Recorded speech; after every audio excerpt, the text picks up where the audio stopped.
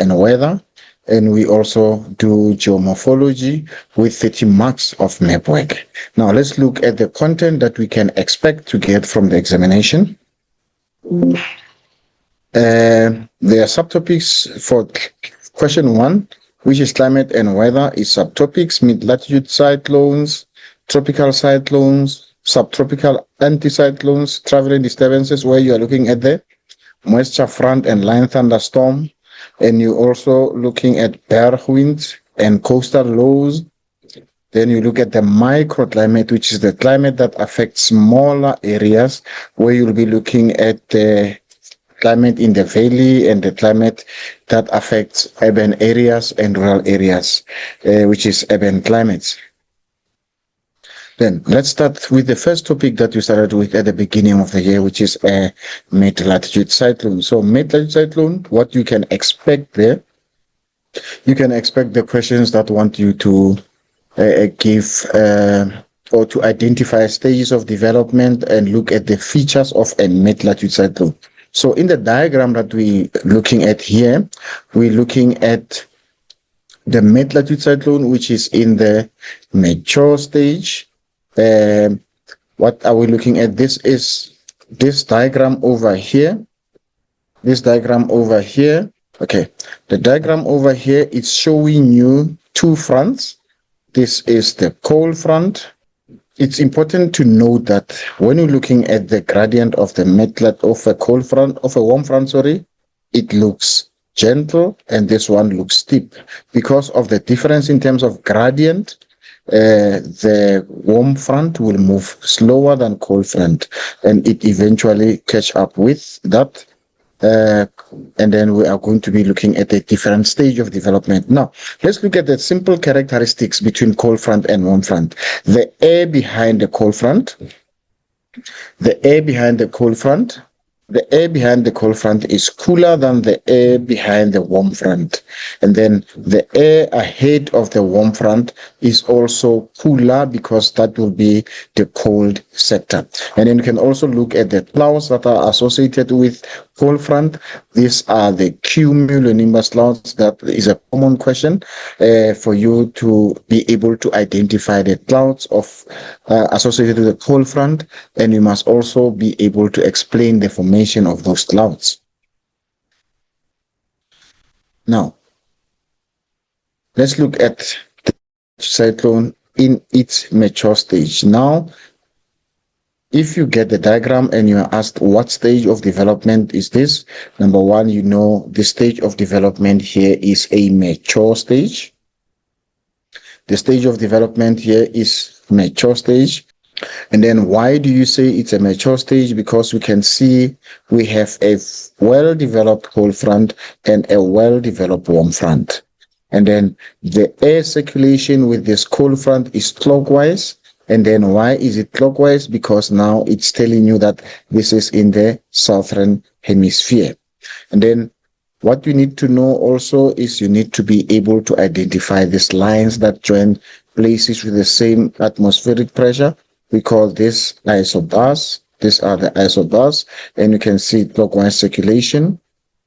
And this diagram is a map view of a mid-latitude cyclone. We can look at the diagrams before that. We can look at the diagram before that. This diagram over here is indicating the cross-section. So many times learners are requested to draw a cross-section, and they indicate this diagram.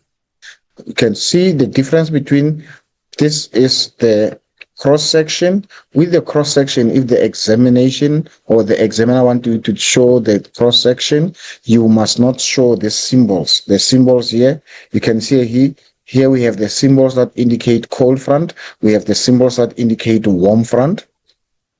And then remember, the front symbols must always be drawn in front of a line, not behind the line, in front of the line, east of the line, always. Whether it is in the southern hemisphere, it must always be on the east of the line. It's not always on the, it cannot be on the west. I saw people drawing mid-latitude cyclone and putting the symbols at the behind the front. They must always be on the east of the line if you are drawing a mid-latitude cyclone. Okay, the mid-latitude cyclone here is in a mature stage. Why do we say it's a mature stage?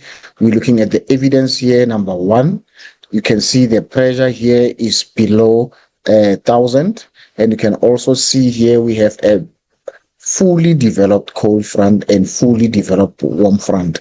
And then you must also be able to identify this line. This is your isobar, and then a definition for isobar: line joining places with the same atmospheric pressure. And the circulation is showing clockwise circulation. It's very key for you to be able to state that the air circulation or the movement of air around the system. So we have two movements here. We have number one, movement of air around the system, and we have the movement of the general movement of the system. The mid-latitude cyclone moved from west to east, or it moved eastwards. Why does it move eastwards? Because it's driven by the westerlies. And then mid-latitude cyclone is a low pressure center, or a low pressure cell rather. So why is it a low pressure cell? Because the pressure in the center is at its lowest. Then we looked at the cold front and the warm front and the clockwise circulation of air.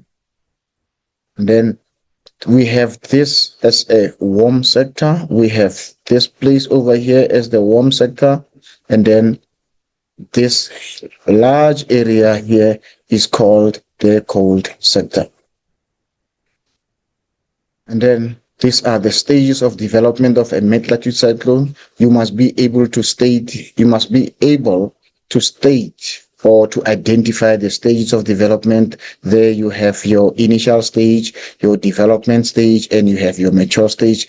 It's the same stage that we've been looking at in the previous diagram or previous slide. And then we have this stage. Also, you must be able to explain what happens in this stage. This stage is called occlusion stage. How does occlusion stage occur? Or why does occlusion stage occur? The occlusion stage occurs when the cold front catches up with warm front. And then the question is, why does the cold front catch up with warm front? Is because cold front travels faster.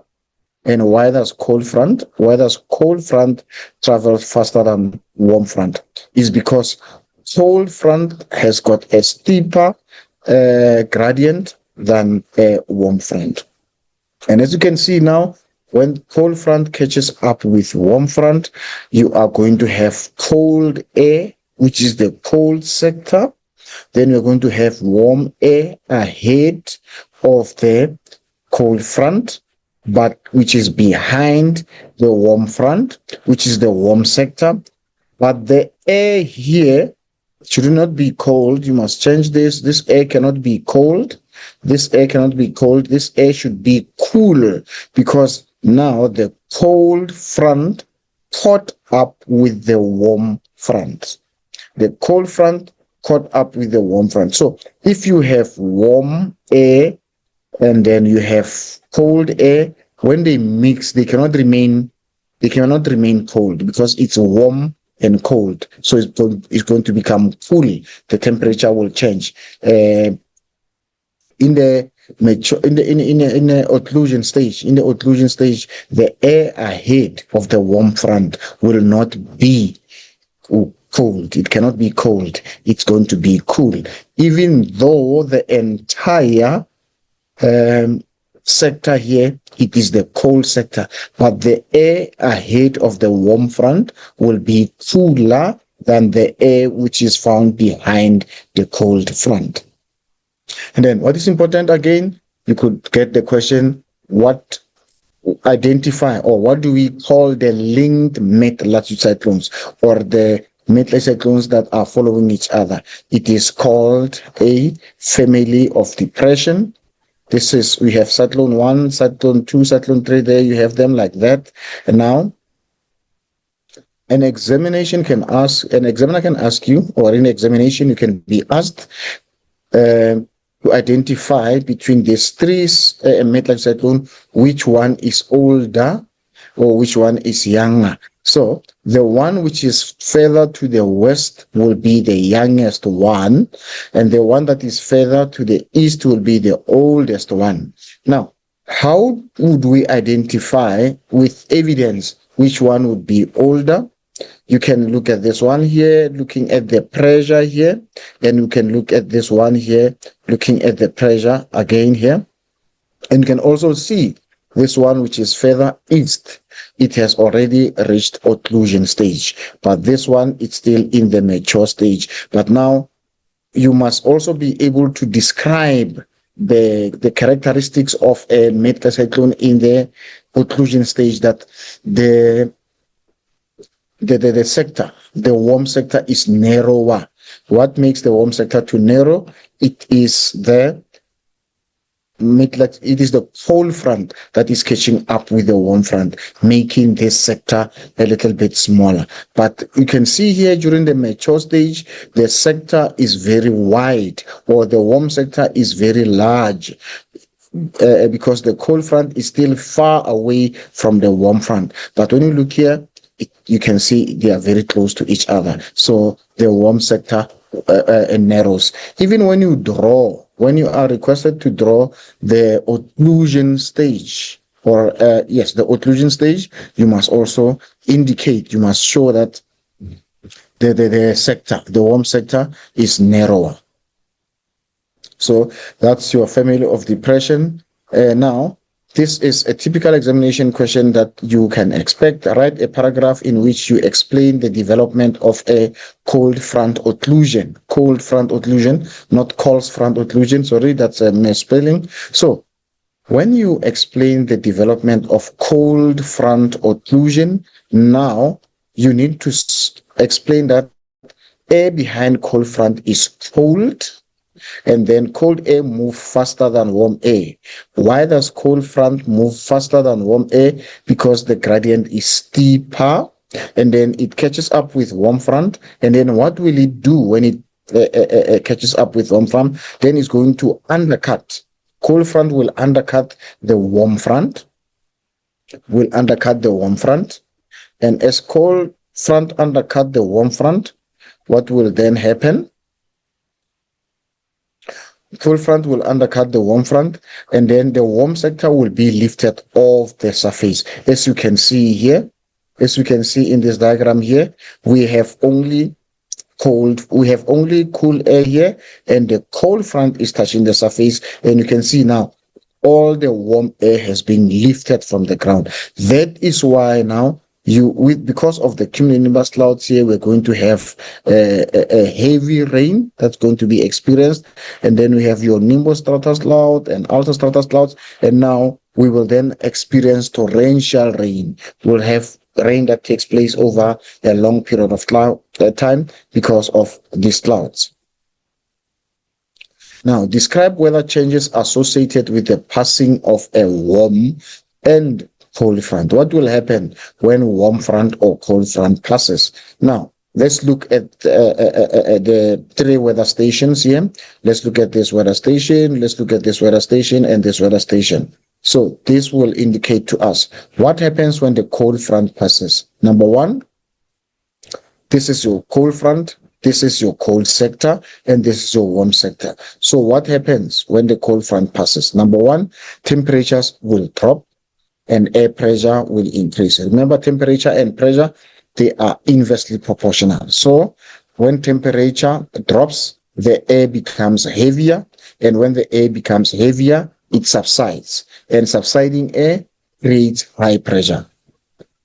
And then wind will change direction because of the clockwise circulation of air. The air will be coming from this point here, and then because of circulation, the air changes direction like that. So this process will be called baking in the southern hemisphere, because the air will be changing, or the wind will be changing direction from because of this circulation, or because of this clockwise circulation. And then the cloud cover will increase. We are more likely to have overcast condition, and then we will have heavy rainfall, and then this will have also impact in the environment. So many times you have a question in examination that asks you to describe the impact or discuss the impact of mid-latitude cyclone on the impact that the cold front of a mid-latitude cyclone will have on the environment or physical environment. Now, when speaking of physical environment, remember, we're only referring to natural features. We're not referring to livestock. We're not referring to infrastructure. We're not referring to anything that was planted or that was built by human beings. We refer to only natural features. Like we can say the impacts of cold front or the impacts of mid-latitude cyclone will be soil erosion. And you can say it also destroy natural habitats. You cannot say it destroy crops because crops are grown by people, so they are not natural. You cannot say it's going to destroy roads, telephone lines, electric poles, electric connectivity. You cannot say anything that is relating to what people have made. You can only restrict it to natural environment. You can talk about destruction of habitats. You can talk about disruption of ecosystems. You can talk about soil losing its fertility, but nothing that is not natural. Only talk about natural features. You can have number one, I said, soil erosion is one fact. And then after soil erosion, you can also add another fact on soil losing fertility. Even if you're talking about soil, but you are referring to different facts about the soil, then you can say it's going to destroy, or it's going to result in the destruction of natural habitats. Then you can also say it will result in, results in destruction of ecosystems. So natural habitats, ecosystem, you only refer to natural impacts. You don't refer to anything. Now, let's look at the warm front. This is the front that you get an examination question that they ask you which front hardly ever affect the weather of South Africa. This is the warm front. The warm front doesn't have more impact in the weather of South Africa. But when the warm front passes, what will be the impact? It will result in, or what will be the weather conditions associated with the passing of warm front? The temperature will rise because the name says warm front. It means warm front is leading warm air. So once it passes, temperature will rise to maximum, air pressure will drop because now the air is warm, it is lighter, and therefore it's going to rise. And therefore that is why we're going to have air pressure being lower or dropping to minimum. And then wind will change from northeast to northwest. That is all again because of clockwise circulation of air. And cloud cover will decrease because now a lot of there's not going to be undercutting of that warm air by cold air. So the cloud cover will decrease and rainfall will stop. Now, let's look at the typical examination question. This was the question that came from the last year's December question paper. It said, in which general direction do mid-latitude cyclones move? You must be able to state that. And then sometimes the examiner will ask you to draw and label. Every time when you are requested to draw and label, make sure that your diagram has a heading. So you see this question, the diagram that we have here, it has got a label. The diagram here has a label, and the label says cross-section of a mid-latitude cyclone. This is a cross-section of a mid-latitude cyclone. Now, what you should know is that if you are requested to draw, you must make sure that your drawing has labels. And then again, when you're drawing a cross-section of a mid-latitude cyclone, you must also show the direction. show the direction of the movement of air, and then give a reason for your answer. Why do mid-large cyclones move from west to east? Your answer here is west to east, is because they are driven by the westerlies, or they are steered by the westerlies, or occurs in the westerly wind belt. How does a front A give rise to the formation of cumulonimbus clouds? Now, cumulonimbus clouds is common clouds that you're going to be talking about when you're talking about number of natural phenomenon or weather phenomenon. Tropical cyclone is associated with cumulonimbus clouds. Moisture, line thunderstorm is also associated with cumulonimbus clouds. So it makes it very important for you now to be able, or it makes it important for you to be able to give the characteristics. It makes it important for you to be able to give the weather associated with cumulonimbus clouds. Now, the first weather condition that you must know associated with cumulonimbus clouds is that cumulonimbus clouds result in overcast condition. Because they are thick clouds, there's going to be overcast condition.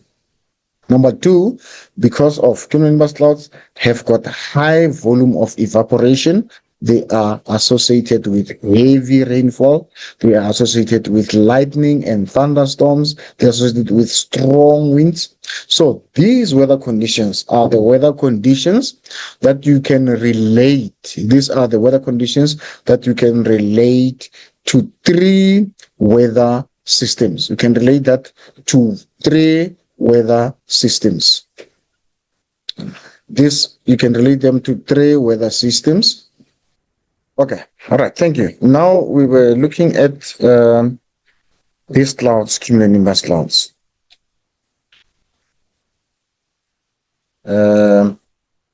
Cumulonimbus clouds are very important kind of clouds because in geography we have three phenomena, with the three weather phenomenon that are associated with cumulonimbus clouds. Number one is the mid-latitude cyclone that we are looking at here. Then it is the tropical cyclone, and it is the line thunderstorm. So these three weather phenomena, have got something in common, which is cumulonimbus clouds. Here we said, how does front A give rise to the formation of cumulonimbus clouds? Now, this question is now referring to mid-latitude cyclone. But now, what you should do, you should now link the development of cumulonimbus clouds to all the systems that have cumulonimbus clouds. Here, in the mid-latitude cyclone, cold front will undercut the warm air ahead of it. But now, when you're talking about other systems like your tropical cyclone and your line thunderstorm, there is no undercutting. The warm air is going to rise rapidly. It rises on its own. So the formation of cumulonimbus clouds, the air is going to be undercut when it comes to mid-latitude cyclone. But when it comes to line thunderstorm, the air is rising. When it comes to tropical cyclone, the air is rising. Why am I bringing these topics together? Is because they have common type of clouds, which means because they have common type of clouds, which means now when you're looking at the weather associated with these three systems, the weather is the same. Let's look at this. We're looking at the weather associated with cumulonimbus clouds. Number one, it is overcast conditions. That's the first condition. Number two is heavy rain or heavy rainfall. Lightning and thunder. Now, if you write an examination and you are requested to give the weather conditions that we would expect, if the question is on tropical cyclone, mid-latitude cyclone, or line thunderstorm, because they have or they are associated with similar kind of clouds, the common answers will be overcast condition, heavy rainfall, lightning, and thunderstorm. It doesn't matter. It's tropical cyclone, mid-late cyclone, or line thunderstorm. So you don't have to go and study the weather conditions associated with tropical cyclone, mid-late cyclone, and line thunderstorm. So long as you have studied the weather associated with cumulonimbus clouds, then you can look at the weather associated with mid-latitude cyclone. In particular, the cold front of the mid-latitude cyclone, because when it comes to the warm front, it will be different type of clouds. But the cumulonimbus clouds are the weather conditions associated with the cold front of the mid-latitude cyclone, plus tropical cyclone and the line thunderstorm. So if you know what is the weather conditions, you must also know, because of these weather conditions, what would you expect? How would this affect, or how will this have impact? And now let's look at the impact that it would have. And then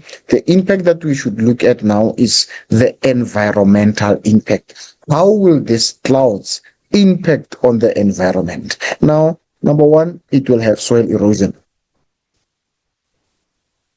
So if a question comes in your examination, you have to give the impacts of tropical cyclone. Tropical cyclone, the impact, the environmental impact, it will be soil erosion. It will be the impacts for mid-latitude cyclone, it will be soil erosion. Impacts for line thunderstorm, it will be soil erosion. So that is the impact on the natural environment. It is soil erosion for all three of them, for all three of systems. So now let's say another impact, it will destroy ecosystems.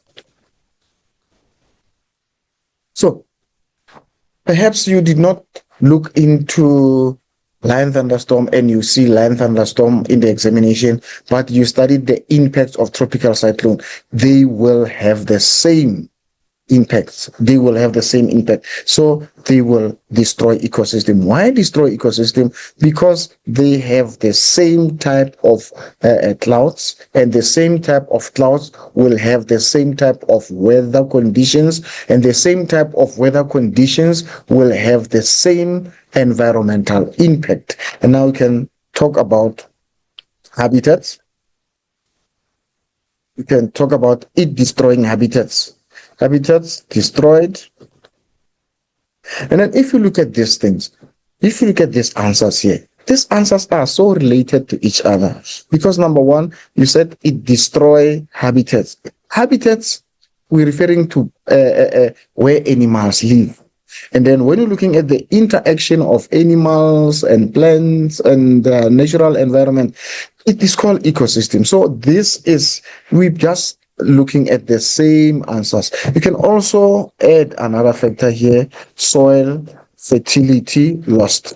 Soil fertility lost. So if the soil is eroded, the topsoil contains minerals or nutrients, so the nutrients will be washed away. So these are the fact, or these are the impacts. These are the impacts that mid-latitude cyclone, tropical cyclone, or line thunderstorms will have on the natural environment. And then why will they have it? Is because of the weather conditions. It is because of the weather conditions that will be experienced. And these weather conditions will be experienced because these weather systems have got the same type of clouds. So I was just trying to link all three weather systems that we have studied with the development of cumulonimbus clouds. So the cumulonimbus clouds, the development of cumulonimbus clouds is that they form in the same way, except that with the mid-latitude cyclone, there is undercutting.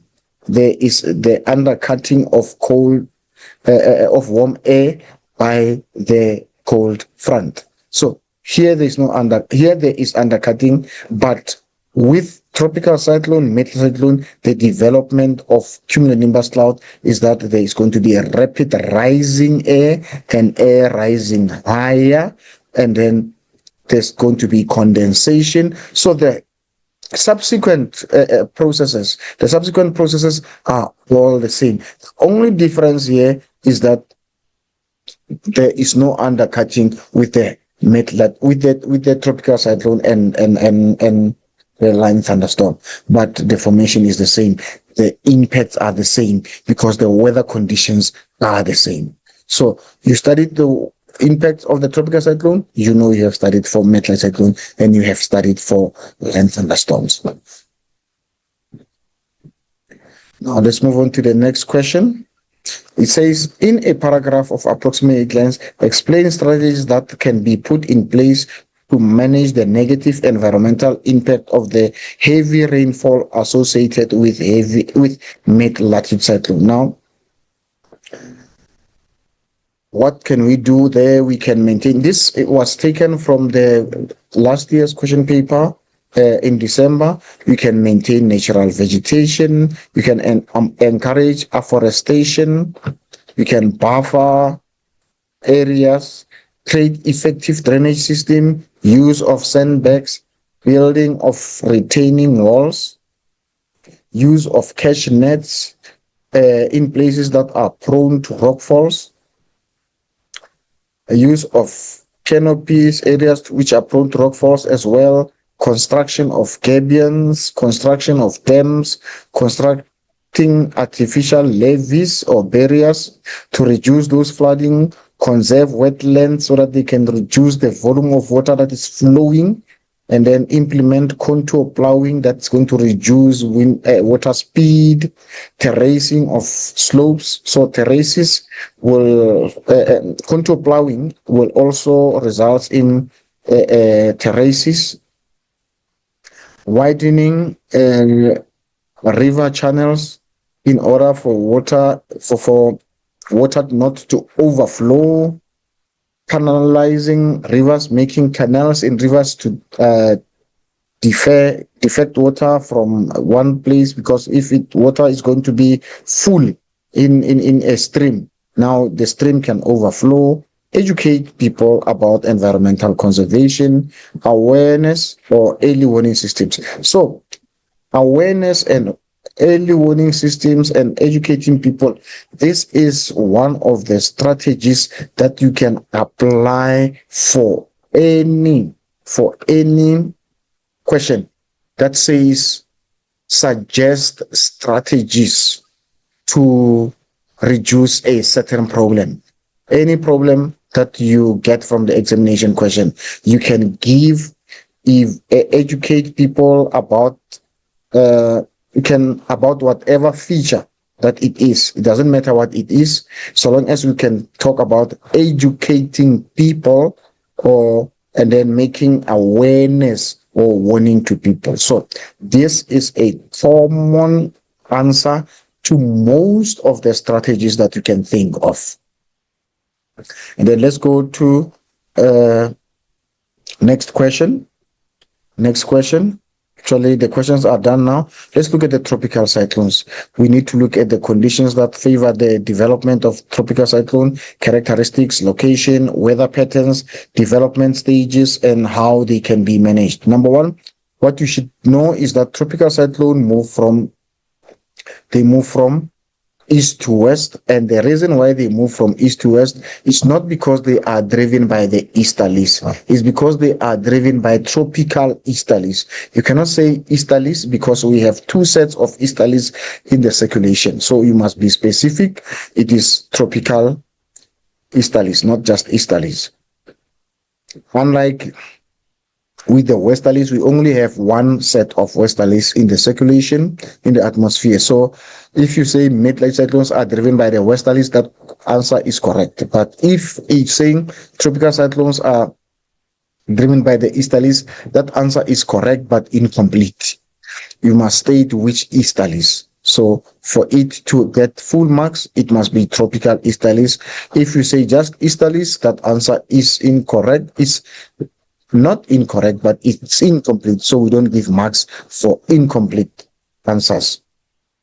You must also be able to give the characteristics of the eye, and you must also be able to draw the eye of a tropical cyclone. So when you draw an eye of a tropical cyclone, you must do just a reverse of a letter S. You draw a reverse of the letter S, and you just shade the middle there. So this will be the eye of a tropical cyclone.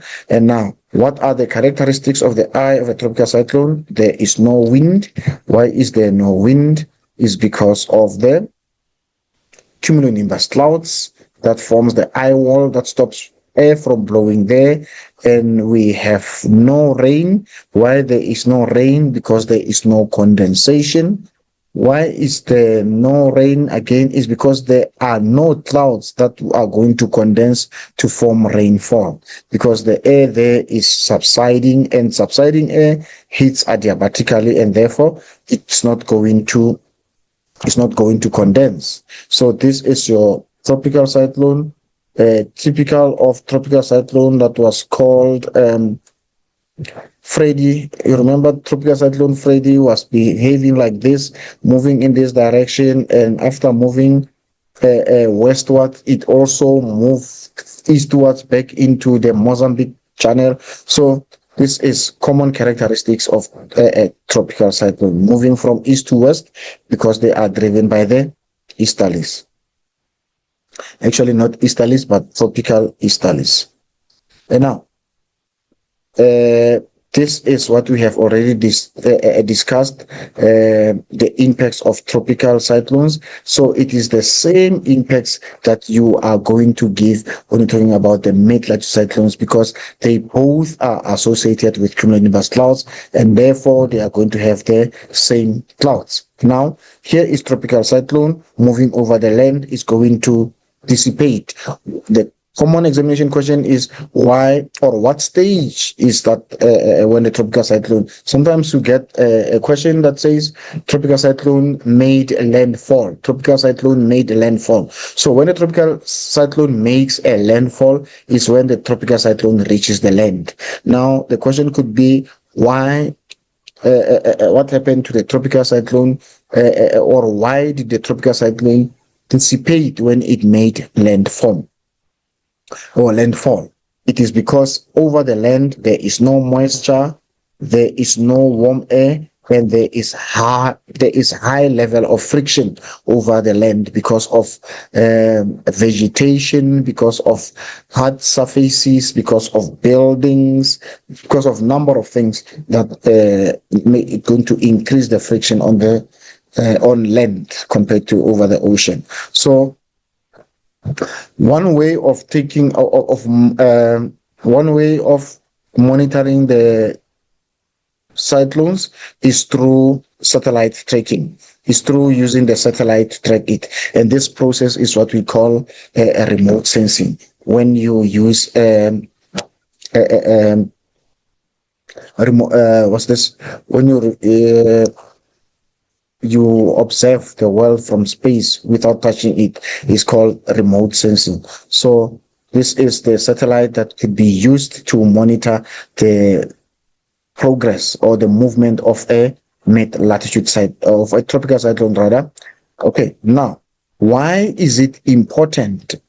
Why is it important, and why is it effective to use a satellite when you track tropical cyclones? Is because data is received in real time. So the data or the information that you get from the satellite, it is going to tell you what is happening at that particular time. And then data can be monitored every hour, every minute. So it is also real-time monitoring of data. It can determine intensity. So you can use a satellite to check the intensity. That is it category 5 tropical cyclone? Is it category 4, or is it still in a storm? It's still a storm, not a tropical cyclone. So it is very important. And then after knowing the intensity of the storm, it will then alert or the authorities will know what to do, because they will have to prepare adequately for whatever strength of cyclone it is. And then it is also important because the satellite can be used to predict the path, even though the path of a tropical cyclone is very erratic. Tropical cyclone's path is erratic. It's not easy to predict, but we can use the satellite to just try to catch up with the occurrence and the movement and the speed at which it is going. And then satellite image also cover a large area, so it helps to tell and warn people that could be in danger, and it also warn the authorities what steps to take next. Now let's look at subtropical anticyclones and associated weather. So here, what are we going to look at? We're going to look at factors that influence climate of South Africa, the line thunderstorm, and South African berg winds. This we call traveling disturbances. Now, so what we have there, we have high pressure systems. It's very important that you are able to identify them. So the question could say, identify the high pressure A, B, C. You must know their names. This is South Atlantic, this is South Indian, and this is Kalahari. And then what you should know again is their movement in the atmosphere. The South Atlantic and South Indian, they both move northwards, north and southwards. They move northwards and they also move southwards.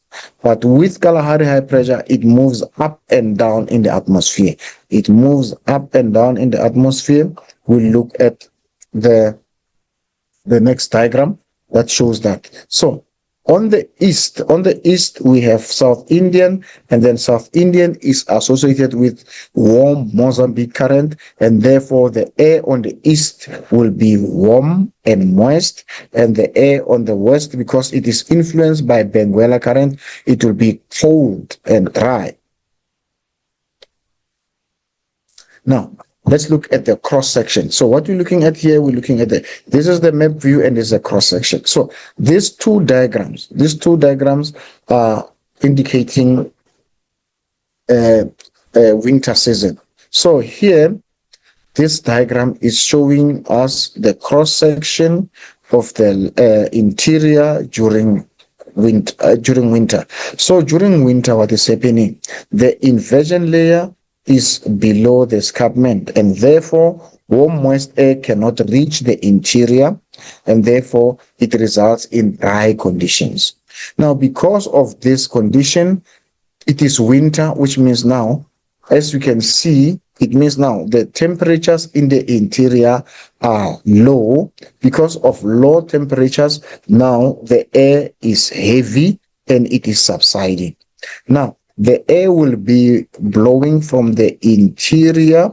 The air will be blowing towards the coast. Now, the question will be, what do we call the air that blows from the interior to the coast? Is it offshore or is it onshore? So this will be offshore winds.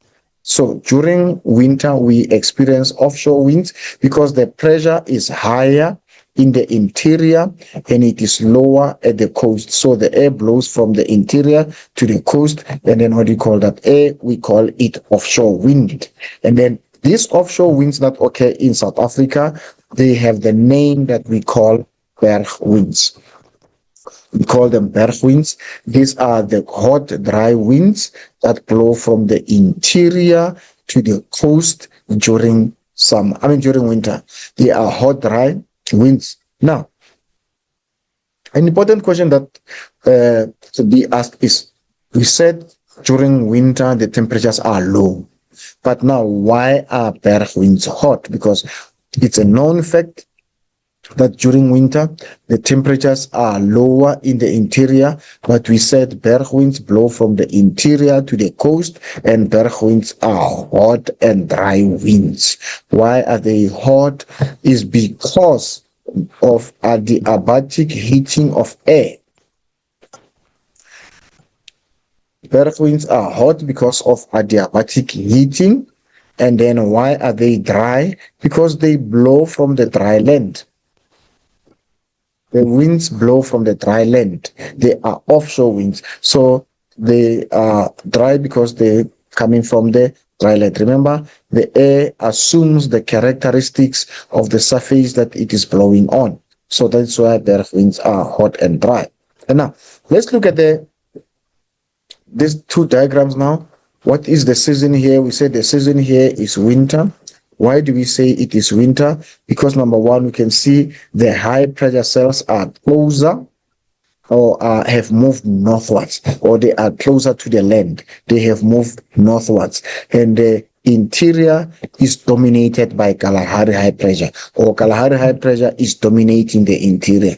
And now when you're looking at the cross section, is the same diagram. When looking at the cross section there, we say now the inversion layer is below the escarpment. And now we also have the coastal low. Coastal low is further east.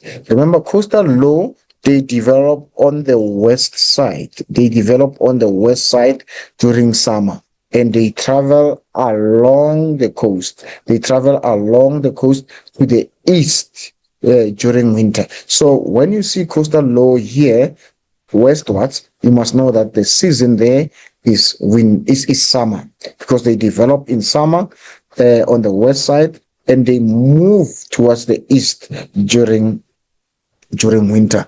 And then sometimes you'll also get what you call a cold front here. You'll get a cold front here. Now, if you see a cold front here, you have a coastal low here, and you have Kalahari high pressure here, then you can see in a synoptic weather map, and they ask you what conditions are favorable for the development of berg winds. What conditions are favorable for the development of berg winds? What you should know is that number one, air, according to pressure gradient, air is going to blow from high pressure to low pressure. So mid-latitude cyclone is a low pressure system.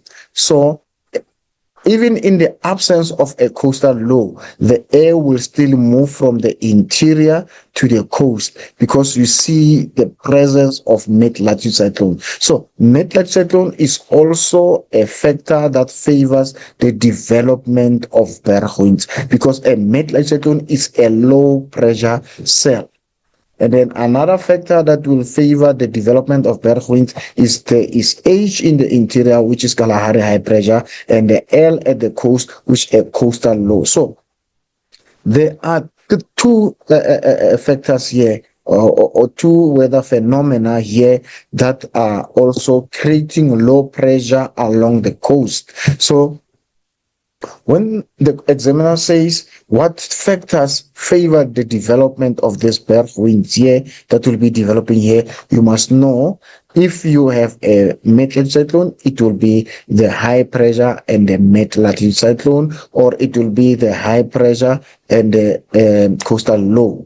And then what we should know again about the coastal low is that coastal low, of all the low pressure cells, coastal low pressure cells are not associated with heavy rainfall. They are not associated with heavy rainfall. They are associated with light rainfall and drizzle. They are associated with light rainfall and drizzle, mainly because of the influence of this cold, dry air that will be blowing from the interior, and then the warm, moist air that comes from the coast. So if you're looking at the coastal low here, the coastal low will be influenced by two air masses. The coastal low will be influenced by the two air masses, or by two air masses. The air circulation around the coastal low, because it's a low pressure cell and it is in the southern hemisphere, it's going to circulate clockwise. And now, because of clockwise circulation, some of the air mass will be coming from the land.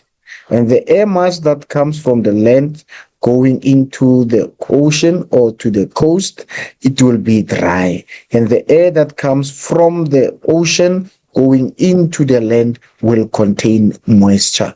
So that is why the coastal low are not associated with heavy rain. The coastal low are not associated with heavy rain. They are associated with light rain to no rain. In particular, where we have our offshore winds and we have our onshore winds. So the coastal low is associated with two air masses, the offshore and the onshore. And the onshore side can bring clouds and can bring light rain, but the offshore winds are blowing from the interior and therefore they bring dry conditions. Okay, now let's move to the conditions that we experience now during summer. What happens during summer? During summer, we have L on the interior. So this L on the interior indicates low pressure, and it's important that you are able to name it or to identify it. This is called thermal low pressure cell. It is called thermal low pressure cell. So it's because the temperatures are higher in the interior during summer. So the pressure is low because the air is rising. The air is not subsiding during winter. And then what do we have again? This will be a diagram showing that showing summer conditions on the map.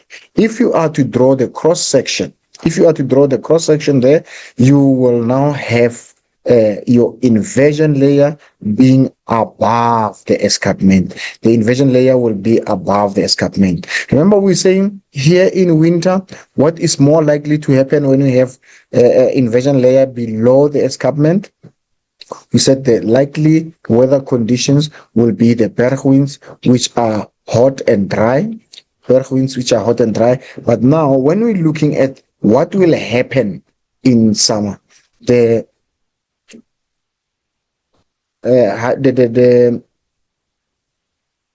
high pressure cells, the South Atlantic and the South Indian, are further away from the land. So it means they are not blocking the warm, moist air from entering the interior, or what do you call it? We call it maritime air masses. It's maritime. Why do you call it maritime air masses? Because it's influenced by the rain, not by the rain, man, by the ocean, sir.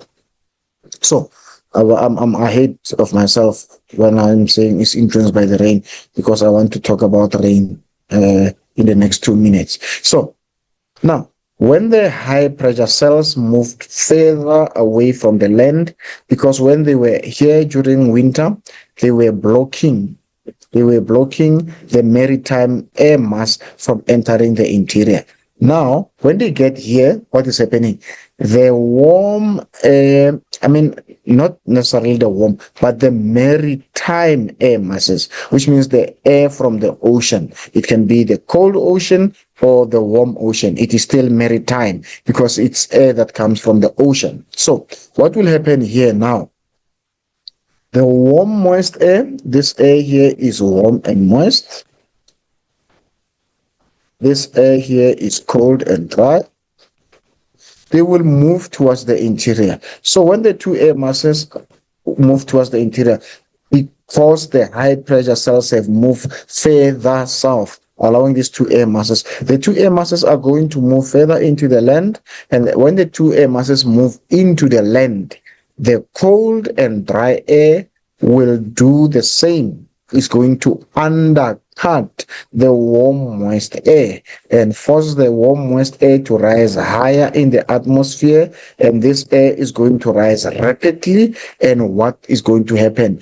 Condensation will take place. And after condensation, we will have precipitation, which is heavy rain, line thunderstorm. We're going to have line thunderstorm. And you must know that the line thunderstorm have got more impact because they are blowing over a larger area, and they are also taking place over a longer period of time. So that is the why the line thunderstorm will develop. So during winter, there are high chances of bergwinds, because the inversion layer is below the escarpment and the pressure is higher in the interior, and therefore air blows from the interior to the coast. But during summer, what happens? The South Atlantic and the South Indian high pressure cells are lower, that allow maritime air masses go into the interior, and then cold dry air is going to go beneath, or it's going to wedge or undercut the warm air, forcing the warm air to rise rapidly, condense.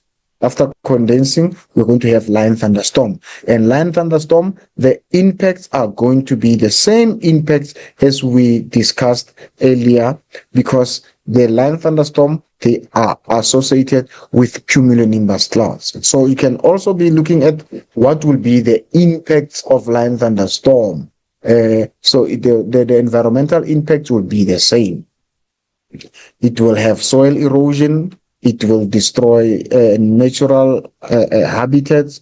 It will make the soil to lose fertility. But you must be careful, because the examiner could be looking for something different. The examiner could be saying, what will be the impact of a line thunderstorm for the farming communities? Now, if they say the impacts on the farming communities, then you can bring all the impacts, both natural impacts and or the impacts on the natural environment and the impacts on the man-made, because the question says the impacts on the farming communities. So you must be careful. Read the question thoroughly. Read your question once. Read it for a second time, and you read it for a third time. Then you can start answering the question, being very sure. There's nothing that's going to disadvantage you more than you not reading the question. You must make sure that you understood the question before you can start answering the question. Like in tropical cyclone, the examiner could ask you the impact of tropical cyclone for the coastal environment. So when they say the coastal environment, you must know you can also add man-made environment like the harbor, the infrastructure. So you can add all those things.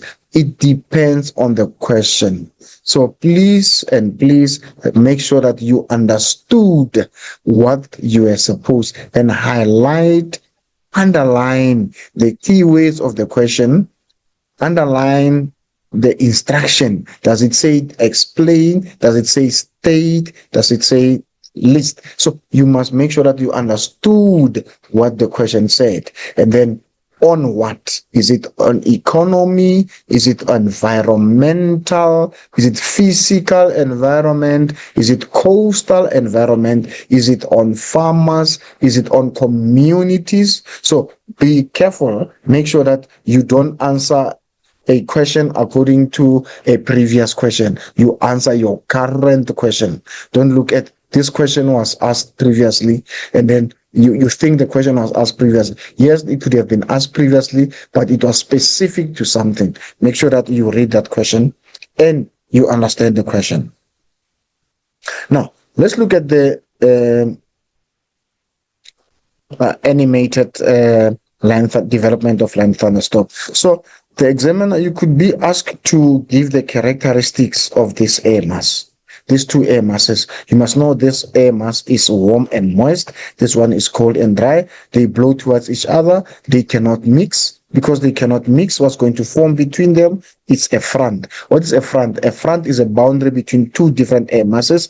And now, how do we differentiate between these two air masses? We differentiate them according to moisture content. We differentiate them according to their moisture content. So we're saying this air mass is cold and dry. This one is warm and moist. Sometimes an examiner can just ask you a question, give characteristics of the air mass here, air mass A and air mass B. You can just say this is warm and moist, this is cold and dry. So this is now on which side of the line thunderstorm, not line thunderstorm, on which side of the moisture front will the line thunderstorm develop? You must know It is on the east. Why on the east? Because on the east, that is where the air is warmer, and that is where the air is rising higher, and that is where condensation is going to take place. Now, let's quickly look at this question. Sketch A shows typical conditions. Here is your A. Is this winter or summer?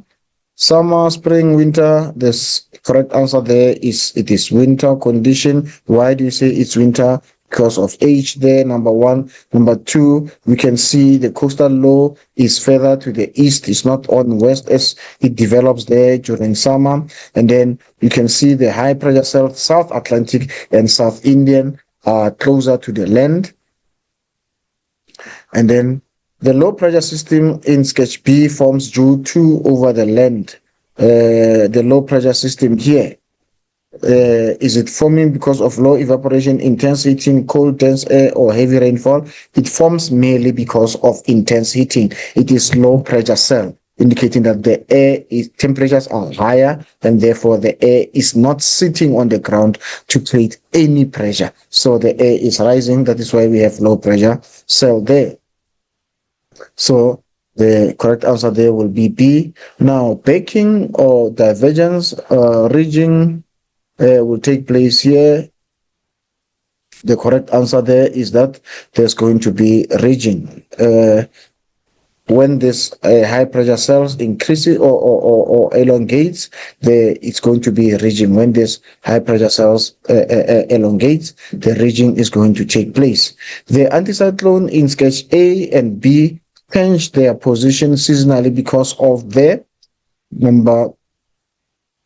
correct answer there is because of the shifting of the ITCZ. So when it is winter in the southern hemisphere, it means it is summer in the northern hemisphere. So it means now the ITCZ is going to move further north. So the high pressure cells are going to follow. The high pressure cells are going to follow the ITCZ, and therefore they are going to move northwards. Now, when it is winter in the northern hemisphere, it means it is summer in the southern hemisphere. Now, the ITCZ is going to move lower or southwards, and now the high pressure cells are also going to move. So you can see that the position of the ITCZ, but remember, ITCZ is not found in South Africa or Southern Africa. It is found at the equator. So along the equator. So I am just trying to emphasize the fact that the ITCZ is going to move further south during summer. It will not be at the Tropic of Capricorn here. It will not be at the Tropic of Capricorn. It is Tropic of Capricorn down here. So I am simply showing you in terms of the movement. I'm just doing exaggeration in terms of the position of the ITCZ, but it will not be close as this. So I'm just simply showing you why did this high pressure cells move southward. It's because they were influenced by the ITCZ that was going southwards. But remember, it will be closer to the equator, further high there. It's not even here. It's going to be closer to the equator, further north here. I was just simply showing that. So this is not to any scale. Okay, let's continue with our questions. The South Indian anticyclone in sketch B is likely to feed more moisture over the east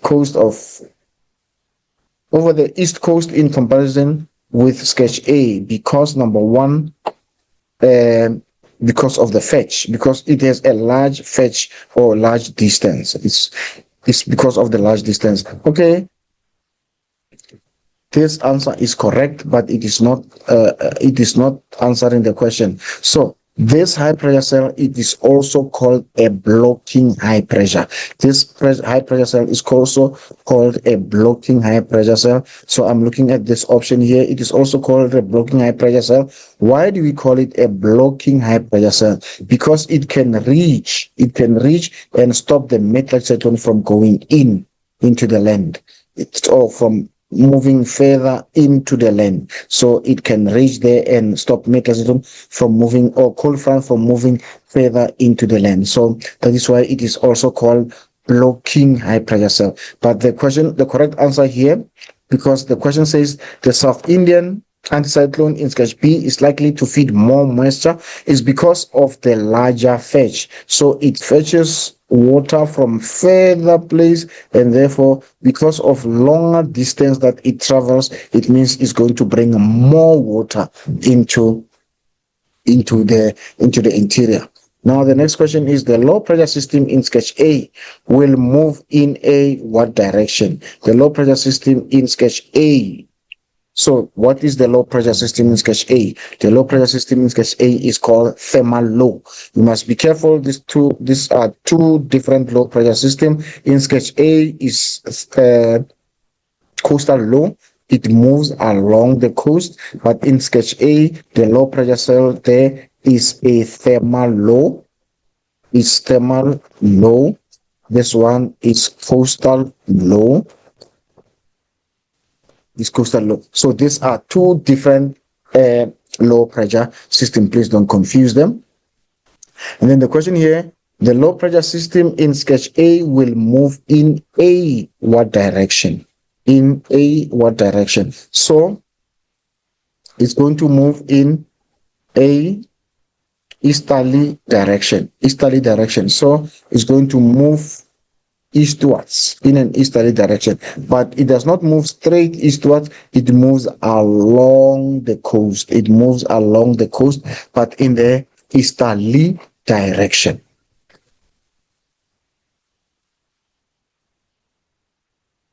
Okay, now let's move on. Berg winds are most likely to develop in the presence of the and the. Now, Berg winds, in which sketch will Berg winds form? Berg winds are more likely to form in sketch A. And then they are going to form mainly because of the Kalahari high pressure and the coastal low, which is 1 and 2. Which is Kalahari high pressure and coastal low. The inversion layer that forms over the escarpment in sketch B will favor the formation of the inversion layer that forms in sketch B, because here in sketch B, when we have the inversion layer, where will the inversion layer form? The inversion layer is going to form above the escarpment. The inversion layer here is going to form here. The inversion layer in B, here it is going to form above the escarpment. It's going to form above the escarpment. And this is where we're going to experience line thunderstorm. Now, the question is, the inversion layer that forms over the escarpment in sketch B will favor the formation of and what? Of the rainfall and hail, because it is going to result in what we call line thunderstorm. It's going to result in line thunderstorm. Now, let's look here at the questions that were based on line thunderstorm. According to the extract, in which season do line thunderstorm commonly form? It should be during summer. Describe the temperature and moisture content of wind A and wind B. This is wind A this side, and this is wind B this side. We have already given the characteristics. We said this one is cold and dry, this one is warm and moist. And then explain why the heaviest rainfall occurred closest to the moisture front, as evident in the... Now, this is where there is a lot of moisture. Then the moisture is going to decrease when you move further away from the cumulonimbus clouds. Explain the negative or physical impact of line thunderstorm. We have already spoken about the impact of line thunderstorm. What are the impact of line thunderstorm? The impact of line thunderstorm, because line thunderstorm is associated with cumulonimbus clouds. So all you need to know is you need to look at the impacts of cumulonimbus clouds. Remember, we spoke about heavy rainfall that's going to result in flooding, that is going to destroy natural habitats. It's going to cause soil erosion. It's going to destroy habitat. So it's the same impacts. The impacts are not going to change. It's going to remain the same. Now, this is South African bergwinds that we're talking about that develop in the interior. This is just an animation of the diagram that we have already spoken about. Now we can look at what we call valley climates as microclimate. So what do we have there? We have the development of, now this diagram, which time is represented there, is showing nighttime. So what happens during nighttime? During the day and during the night, we have two processes taking place during the day and during the night. During the day, we have insolation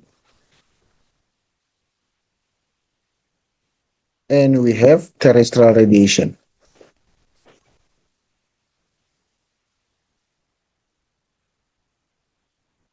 For day and night, we have terrestrial radiation, and for day, we have insolation and terrestrial radiation. But during the night, insolation stops because there is no sun. So we are only left with terrestrial radiation, which is the radiation by the Earth's surface.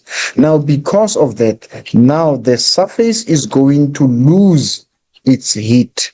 The surface loses the heat because of terrestrial radiation. This is your terrestrial radiation. Now, when it loses the heat, the top of the mountains become colder, and the cold air now starts to subside towards the valley floor. When the cold air gets to the valley floor, what does it find? It finds warm air. It forces the warm air to rise, but the warm air can't rise out of the valley. It cannot rise out of the valley. Now it is trapped somewhere in the middle, forming inversion there, and that inversion, we call it thermal belt. Because now, what do we have here? We have cold temperatures here. Then we have warmer temperatures here. What has happened here? This process, we call it temperature inversion. You see, temperatures are lower here, but temperatures are higher here. So we call this process temperature inversion. So it means now the temperatures are increasing with an increasing in altitude. So we call it temperature inversion. Why?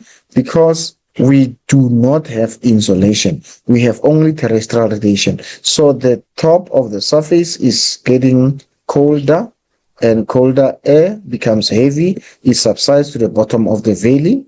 And then what does it do? It accumulates. As it accumulates, the temperatures drop below freezing point. It's very important that when you explain the development of frost pocket, is that the frost pocket will develop when the cold air subsides and cold air accumulates and the temperatures drop below freezing point. And then when temperatures drop below freezing point, then you're going to get frost pocket. So now, this is going to affect how you use the slopes. You cannot grow crops that can be killed by frost. This frost-sensitive crops. I'm saying insolation and terrestrial radiation, those processes take place during the day. Both processes take place during the day, but during the night, one process stops, which is insolation, and we continue with one process, terrestrial radiation. And therefore, the surface loses heat because terrestrial radiation is the radiation by the Earth's surface, or is the loss of heat by the Earth's surface. So as that happens, cold air subsides to the bottom of the valley. It accumulates, temperatures drop below freezing point, and as temperatures drop below freezing point, frost pocket will develop. Now, the development of frost pocket is going to influence the utilization of the valley. We cannot grow frost that are sensitive to frost at the bottom of the valley because they will be destroyed. So only frost that are resistant, only crops that are resistant to frost can be grown there at the bottom of the valley. So that is the impact of katabatic winds. During which season do katabatic winds form? Katabatic winds are clearly defined during cold winter nights. cold, calm winter nights. So the night must be cold, the night must be calm, and it must be winter night for it to be very clear.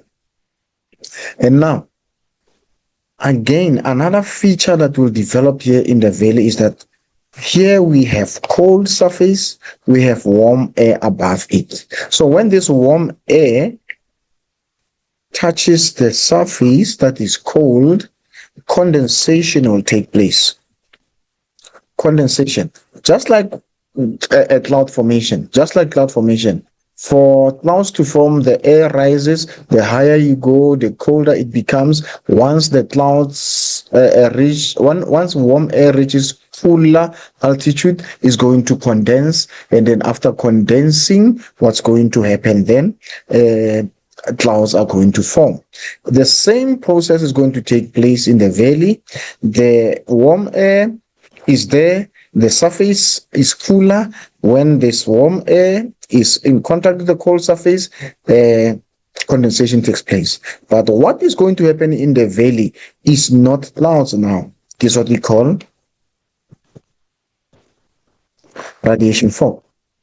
What we call radiation fog. And now this radiation fog is also important for you to note the impacts of radiation fog. Radiation fog is going to reduce visibility.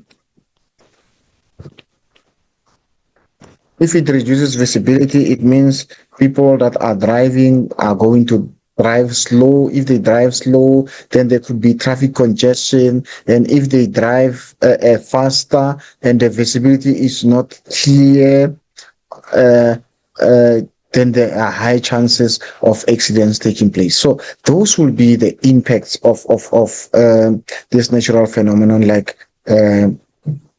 radiation fog. So you can see there we have high pressure there, we have low pressure there, and then we this whole process here is called temperature inversion, because the temperature increases as you move up with altitude.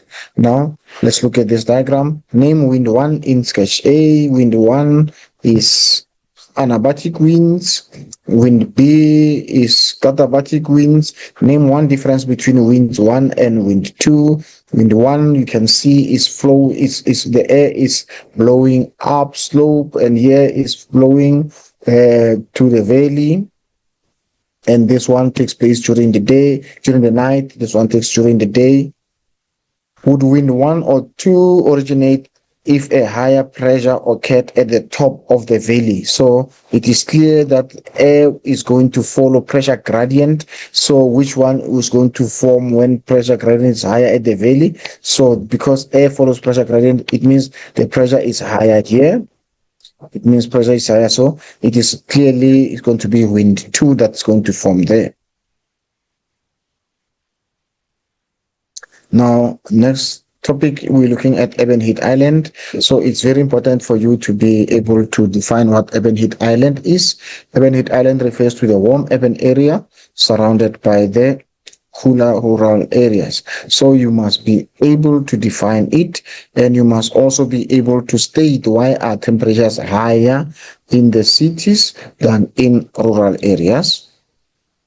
Now, number one, artificial surfaces that absorb heat, high buildings that are resulting in multiple deflection of heat from one building to another, industrial activities, many cars that produces pollution that absorb heat. So those are the factors why cities are warmer. And then it's important, we were looking at the isobar, and here this is not isobar, it joins places with the same temperature. This now becomes an isotherm. This will become now your isotherms. These are the lines that joins places with the same temperature. So as you can see, this temperature is higher in the city center and temperatures decreases. So you could be asked by the examiner, what is the temperatures in the city center? You have to be able to read this and take, and then what is the temperature in the rural area or in the suburbs? You can read that. And then what is the difference or what is the range in terms of temperatures between the 2 points? And then You must also be able to explain why is that variation between temperatures of the urban area and temperatures of the rural area. So you must be able to give reasons for that variation. Why, as it is now, relative to urban heat island, we also have what we call pollution dome. So pollution dome and urban heat island, many people can confuse the two. They are related concepts, but they are not the same concepts. So pollution dome, like the name says, it is a polluted air in or around the city. Pollution dome is polluted in and around the city, and it is higher during the day. Why is it higher during the day? Because during the day there is more human activities. There is more heat generating activities that make it to be more. So it's the temperatures go higher. But during the night, pollution dome is more is denser. Is denser because during the night, what's going to happen? We're going to have subsiding air, and the subsiding air is going to push the pollution dome lower to the surface. And you must also think of the impacts that the pollution dome can have. Pollution dome can result in the breathing problems, just like urban heat island. Because of high temperatures, people might struggle in breathing. The same thing with pollution dome. And then you must also be prepared to answer application questions, because application questions could be, how will pollution dome impact the city dwellers? How can pollution dome impact the city dwellers? Or you can state now that people less production because people have fatigue, and then the buildings, there's going to be corrosion of buildings. There's going to be more cleaning that is required because of the dry deposit of acid rain. Remember, your acid rain can be dry and wet deposit. So when you see the dust particles, that will be part of the dry deposit of acid rain. Now, here are some of the questions that could be looking at the pollution dome. Now we're looking at the diagram. Let's try to answer these questions. Where's my first question here? You can see my first question. Okay. Okay. Sorry. Now, 1.2.5, there's my first question there about pollution dome. Refer to sketch A or B on pollution dome below to answer this 1.25 to 1.2.7. Represent a pollution dome at night. So at night, the pollution dome will be more flatter than that, and it's also lower. It's flatter and lower. So B is the one that represents that. Pollutants are dispersed. You can see at A, there's arrows there going there. So it means the pollutants will be dispersed at A. Denser concentration of pollution dome, because now the dome has come down. It means now all the pollution is trapped, is going to be denser at B than at A. Now I want us to quickly look at the strategies to reduce a pollution dome. Number one, we can plant trees, we can do roof gardens, we can do commercial decentralization, meaning that we don't keep a lot of businesses in the city center, because businesses attract a lot of people, and people travel with cars, cause pollution. Industrial decentralization, also industries in one place pollute a lot. We can have tall chimneys so that the pollution is escaping into the higher atmosphere, not being trapped. And then we can use public transport to reduce pollution by vehicles. Then we can also use eco-friendly buildings that are not going to absorb or create a lot of pollution. And this is an open-ended question. Most of the questions, most of the answers that you can think of will be correct. Now we have station models here. We can look at synoptic weather map. What is the season represented here? You must be able to identify that. This season will be summer, mainly because of you looking at the tropical cyclone there. So this is synoptic weather map. You must be able to look at the features there. We spoke about this line many times. It's isobar, and then you can see there's coastal low. You can see coastal low is still on the west side because the season here is summer. And then how do you tell it's summer? Again, you can see there's a lot of clouds in the station models. And then the South Atlantic high pressure cell further south, the cold front further south, and then you can also see South Indian high pressure cells. You can see tropical cyclone. Okay. Now let's continue with question 2. Now we're looking at climate and weather, which is question 1. Question 2. Now let's look at geomorphology. What content are you expecting to be tested on? The content that you expect to be tested on will be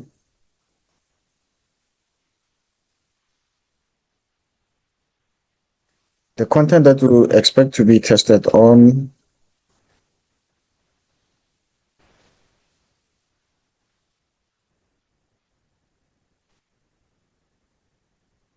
will be stream patterns, stream order, long and cross profile, fluvial landforms, stream piracy or river capture, and rejuvenation.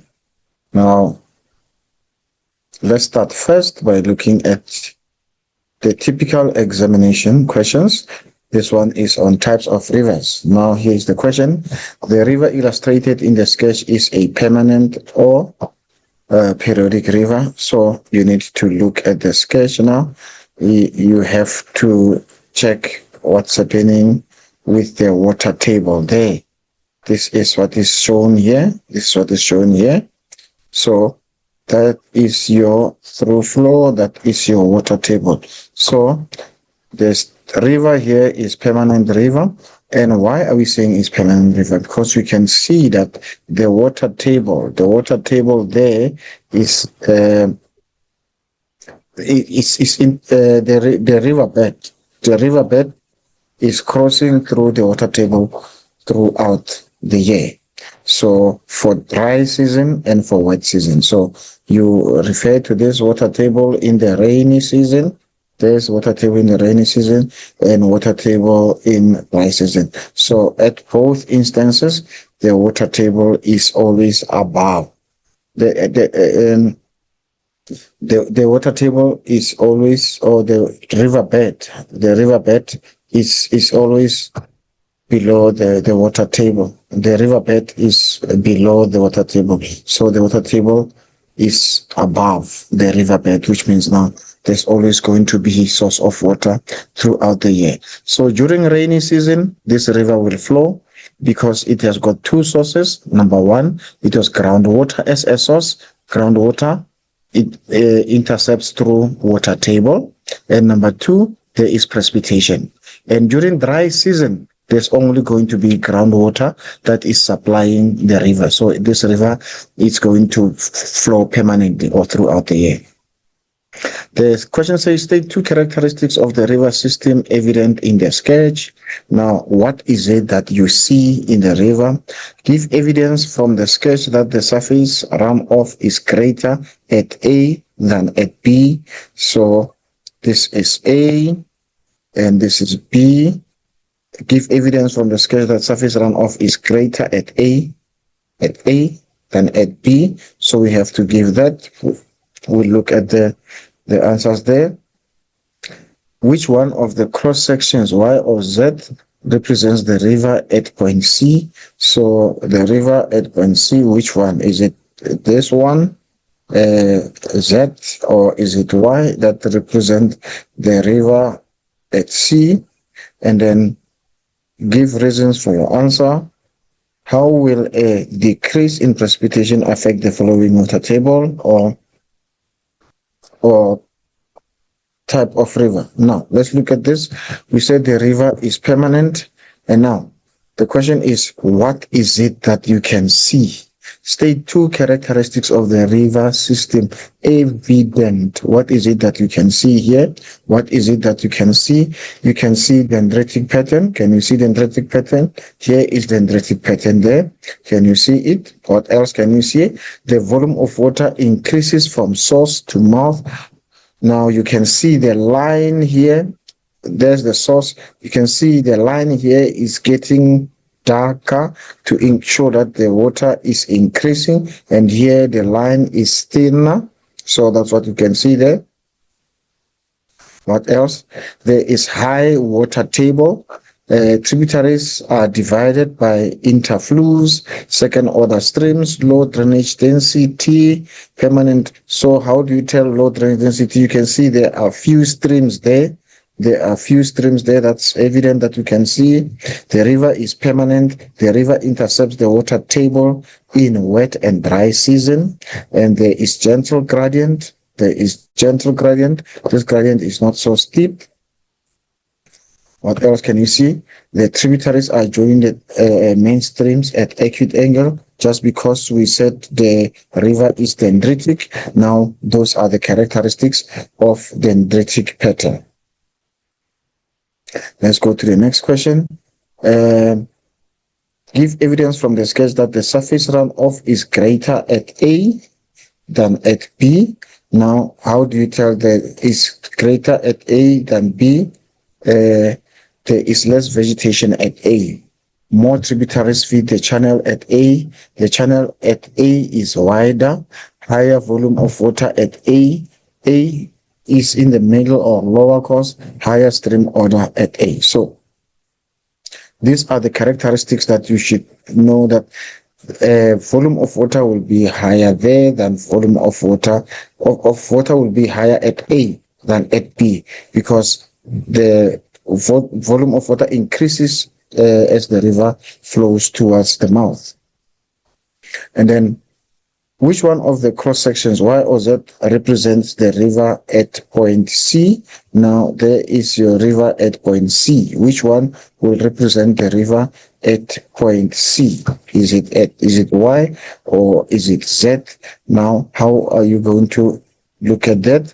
Answer there says Z. How do you determine that it is Z? So at Z, this is at the lower course where the river the way the volume of water has increased, and now you can see that the water table or the riverbed, the water table rather, yes, it is above the riverbed. The water table is above the riverbed for both seasons, for both wet season and for both dry season.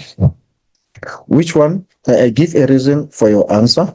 You give the answer. I've already given the answer. Is because the water table is above the riverbed for all seasons. How will a decrease in precipitation affect the following water table? Now, this question can come in number of ways. This question can come in number of ways. In this question, it says, how will decrease in precipitation affect the following water table? Number one, water table. If there is a decrease in precipitation, the water table will be lower. And how will that affect the type of river? The type of river will change from being permanent to being periodic. Now, if the question is not saying decrease, when the river says increase, now you're going to give the different reason now. Let's say examiner does not say how will a decrease. It says how does the increase in precipitation. Now it's what will happen to water table. Water table is going to go higher and the river will flow throughout the year. Now this is application question. One of the question could be, how will prolonged drought, let's say, how will prolonged drought impact on water table? So drought is also going to result in drop in water table. It is also going to result in a river becoming periodic. Now, sometimes they can ask you, how will the extraction of a well well, like something that we are going to use to extract groundwater. How will the extraction of well impact on the water table? The well, because water is going to be now used from the ground. Groundwater will be used. Now it means now the water table will also go lower. So this is an application question. It can take any form and direction. It can ask you about the increase in rainfall, a decrease in rainfall, or it can be again, how will the construction of urban settlement, how will the construction of urban settlement impact on the water table? Now, you can decide, okay, when we do urban settlements, what do we increase? We are going to increase surface runoff. Now, when we have an increased surface runoff, it means now there's going to be less infiltration, and therefore the water table will also drop because there is going to be more runoff and less infiltration. So that question can take different application strategies. You could be asked to apply a number of ways here. Now let's continue with our question. One of the questions that one of the topics that you must know is your dendritic. Not dendritic, is your stream patterns. Now we are looking at the most common patterns here. We have radial pattern. We have this one as radial. You can see the streams are radiating from the high point.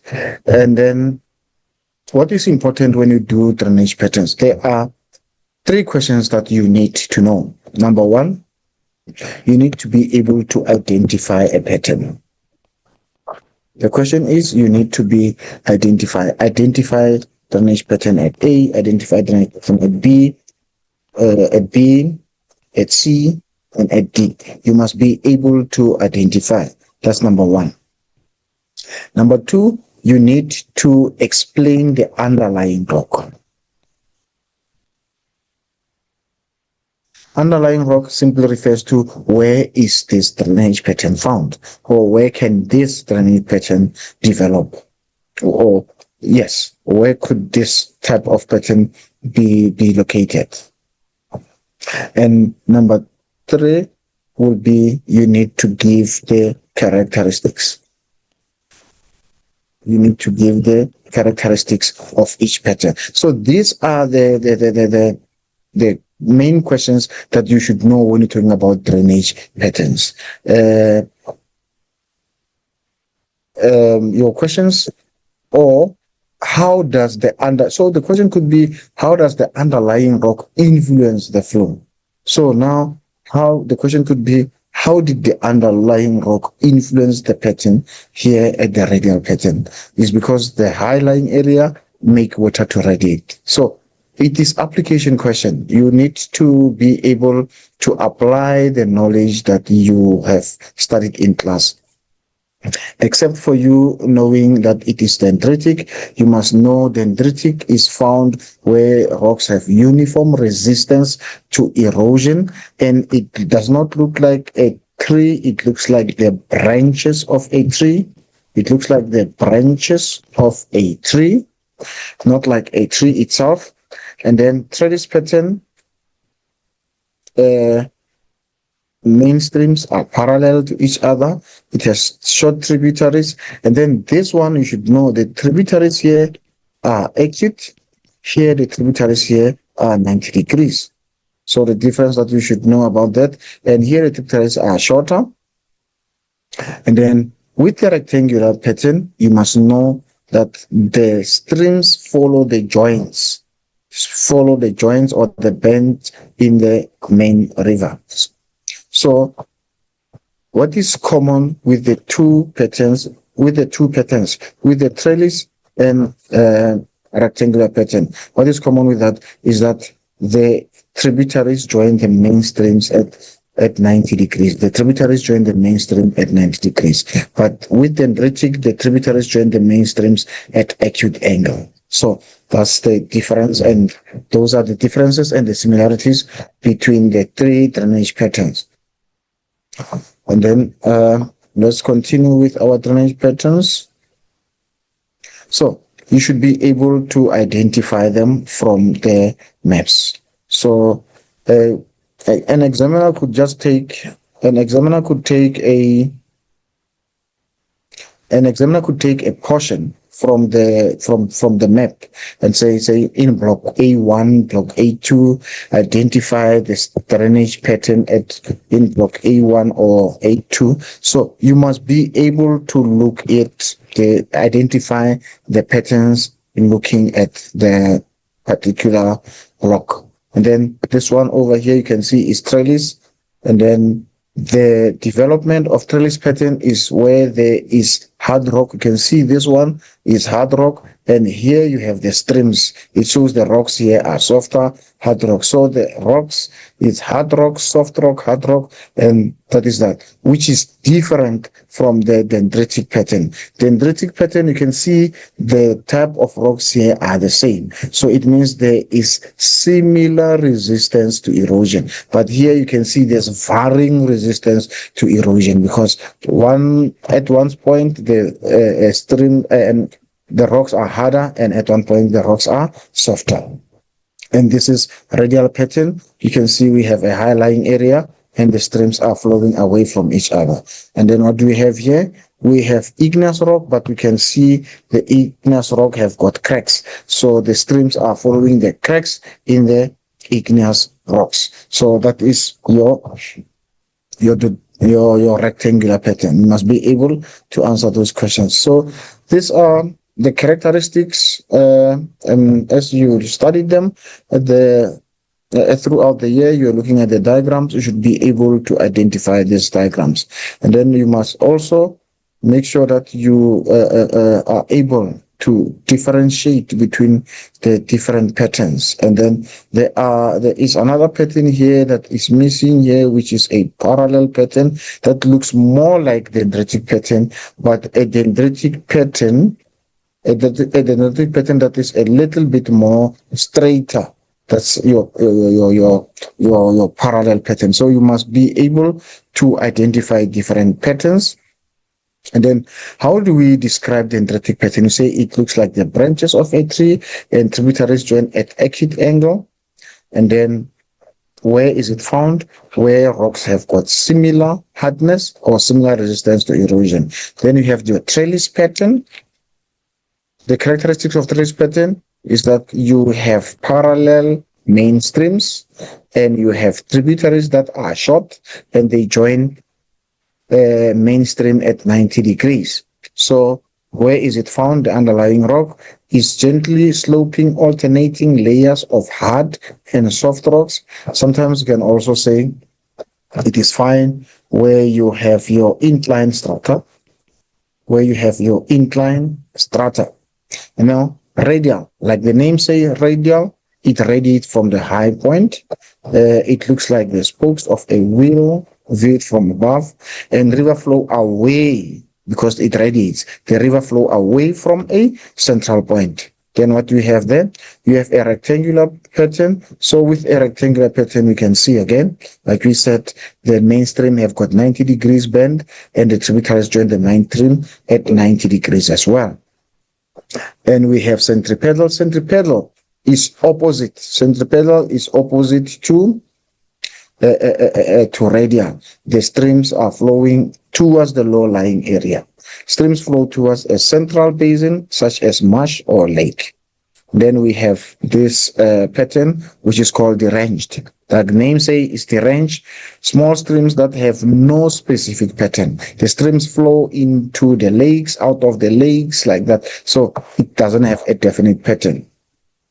And we have parallel pattern here. You can see the streams will look more like the streams in a dendritic pattern, but the streams will be parallel. They will be flowing parallel to each other. Usually it's going to happen where we have ridges. They will occur mostly where the area is very steep.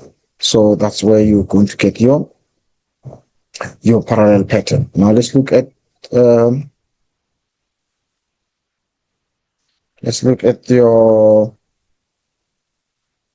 let's continue with this. What's happening with my slide? Okay. Now, Here is a short activity that you can do based on a strength pattern.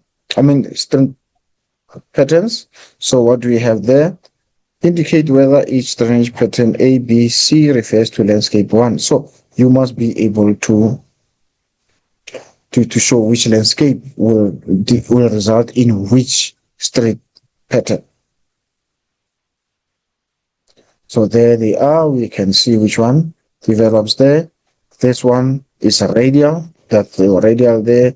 Now you can see here they have got bends. So that's your rectangular.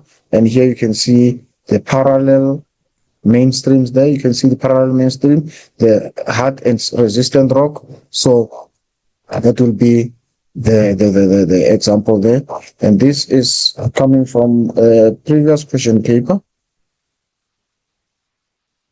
Now, drainage density. So when you speak of drainage density, you must be able to define as drainage density. So density, we're simply referring to the total length of streams divided by the total area of the drainage basin. So when you're looking at these two, when you divide this, you can see here at the bottom here, we have fewer streams. And then when you're looking here, above here, we have more streams. So when we have more streams, we have higher density. So there are two processes that are responsible for drainage density. There are two processes that are responsible for drainage density. The processes that are responsible for drainage density, number one is infiltration. And the second one is runoff. These are the two processes that influence drainage density.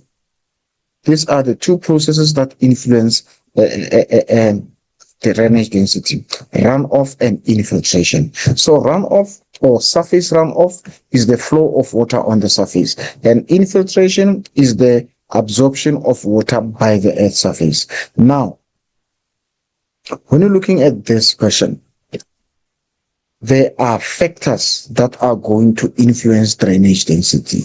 There are factors that are going to influence drainage density. Number one, it will be vegetation. Now, if you get a question that says, explain how did vegetation influence the drainage density at A? So this is A, and this is B. If the question says, explain how did vegetation influence density at A, you will say at A there is less vegetation, and therefore there is more at A, there is less vegetation. As a result of that, there is more surface runoff, which results in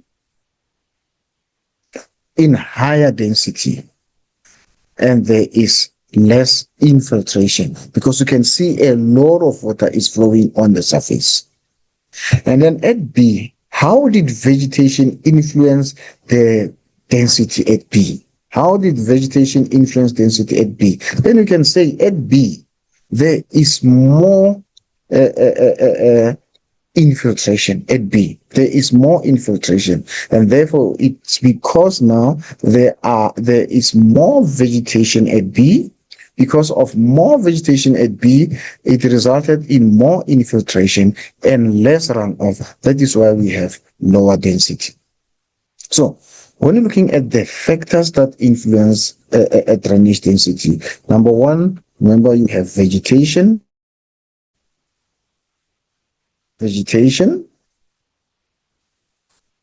Number two, we have gradient.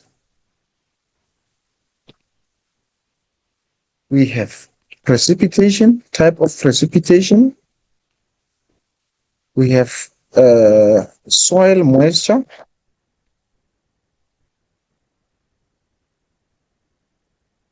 Now, we've already accounted for vegetation. Now, let's look at this too in terms of soil moisture or type of soil. Now, when you're looking at A, what is the type of soil?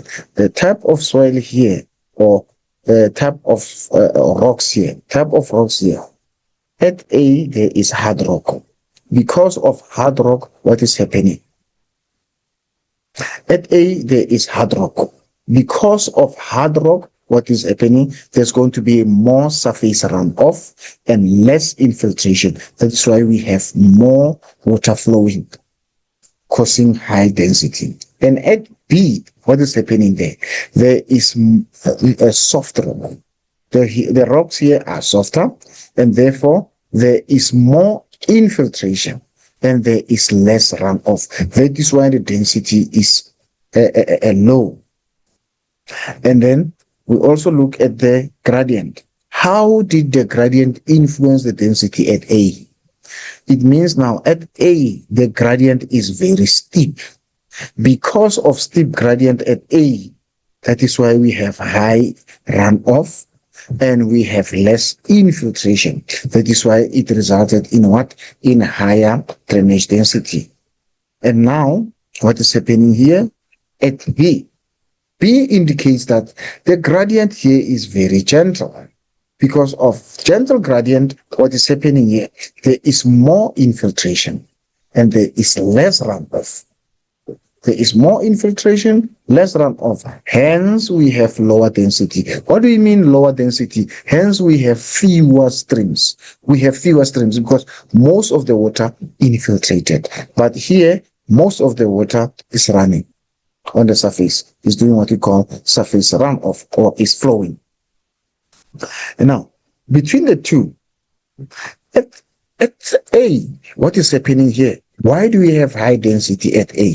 We have high density because the soil has more moisture. The soil is saturated. Because of saturation, during precipitation, there is less infiltration taking place, but there is more runoff taking place. That is why we have higher drainage density. But when you're looking at B, what is happening there at B? At B, the soil is dry.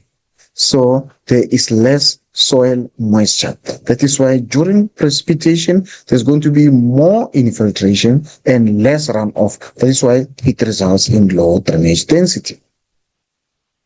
Okay, so these are the factors that are going to be influencing the drainage density at A and B. So you must be able to explain how drainage density is affected by a number of factors.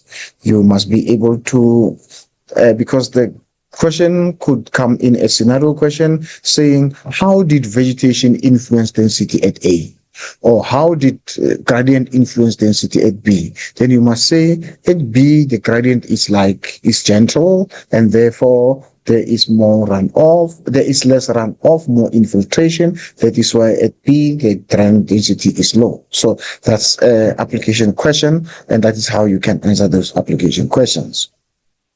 Now, let's quickly look at the activities here that we have. Now, we have these activities. Dense vegetation cover that prevents a surface runoff. So here at B, you can see there is less infiltration. At B, you can see there is less runoff. Why do we say there's less runoff? Because there's few streams. So it means here there is dense vegetation here. There's more trees and grass. There is more vegetation. Therefore, there is more infiltration and there is less runoff. Drainage basin that experience high rainfall.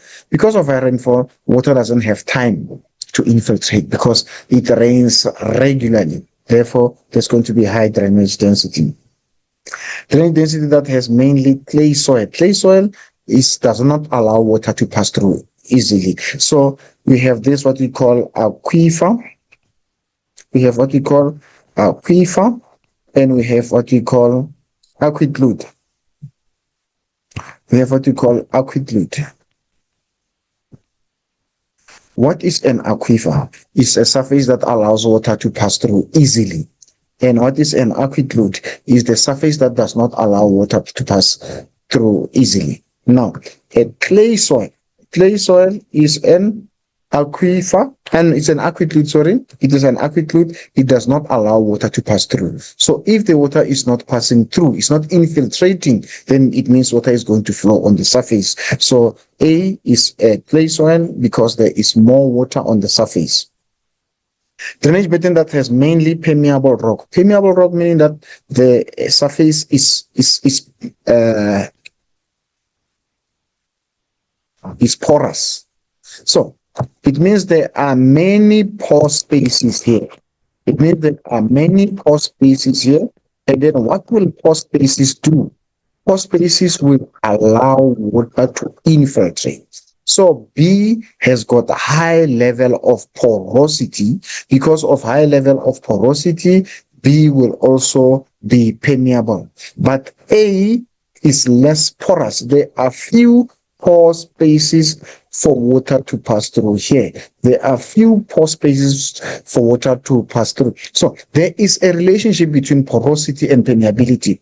The higher the pore spaces, or the higher the porosity, the higher the permeability. What is porosity? Porosity simply refers to the pore space per unit area.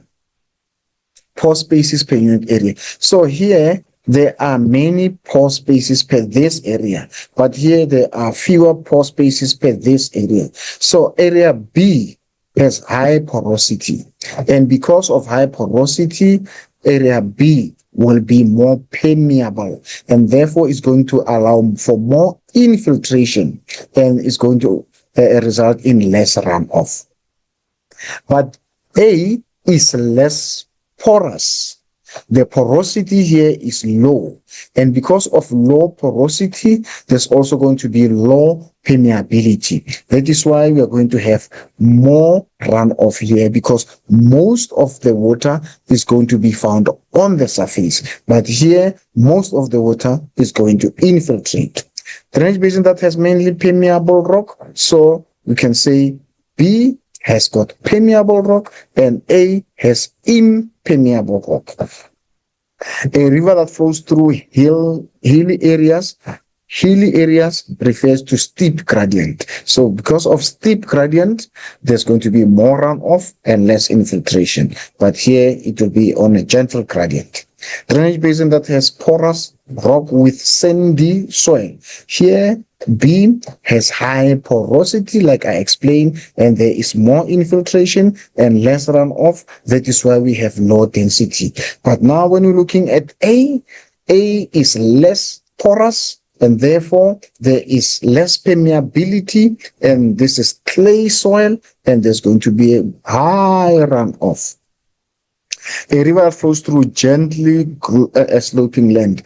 River B is flowing at gently sloping land because there is more infiltration because of gentle gradient, and there is less runoff, and there is going to be less low drainage density. Now, let's look at this.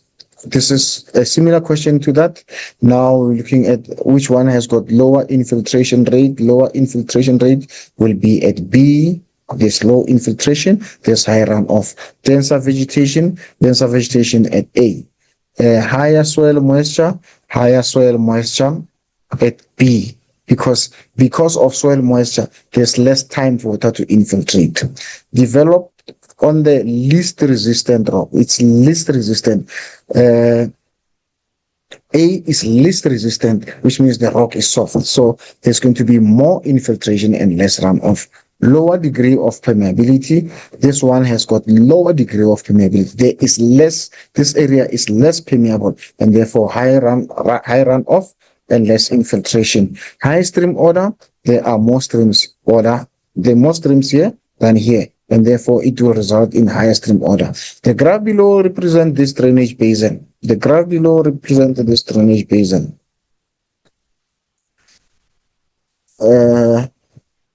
Which graph here will represent this drainage basin? So, graph 1 will represent a drainage basin. Drainage basin B, and this graph will represent drainage basin A. Okay, now this is stream order. What do we look at when we're looking at stream order? First, we're looking at the streams, first order streams. All the tributaries in a drainage basin are referred to as stream order 1. Now, when stream order 1 and stream order 1 join, they make stream order 2. But you must be careful now when you look at them. You have stream order 1 and stream order 1, they make stream order 2. You have stream order 1 and stream order, they make stream order 2.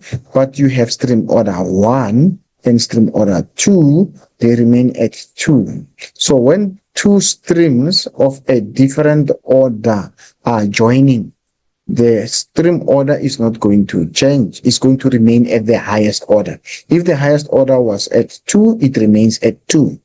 If it was stream order number 3 and stream order number, if it's stream order number 1 joining with stream order number 3, it's going to remain stream order 3 here. It's going to remain at stream order 3 here. The order is not going to change. Only if it's stream order number 3 and stream order number 3 that are going to join. Only if it's stream order 3 and stream order 3 that are joining, it will remain in stream order 4. But if you have the highest order and the lowest order, the order remains at the highest point. You can see here, we have 1 and 1, it makes 2, but we have 1 here, then you have 2 here, they all join here, it remains 2. You have 1 here and 2 here, is also going to remain at 2 here because they are of a different order. So stream order, we're just looking at 1 and 1. If it's 1 and 1, they graduate to 2, and 2 and 2 go to 3. 3 and 1 remains at the highest order. 3 and 2 remains at the highest order, which is 3. 3 and 3, it moves to the higher, it moves to the next level.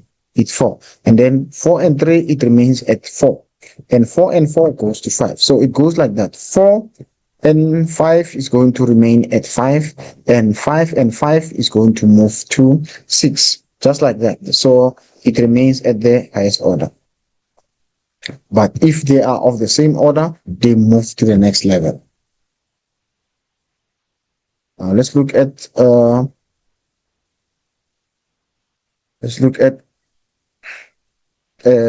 a river discharge. A river discharge, you must be able to define what is a river discharge.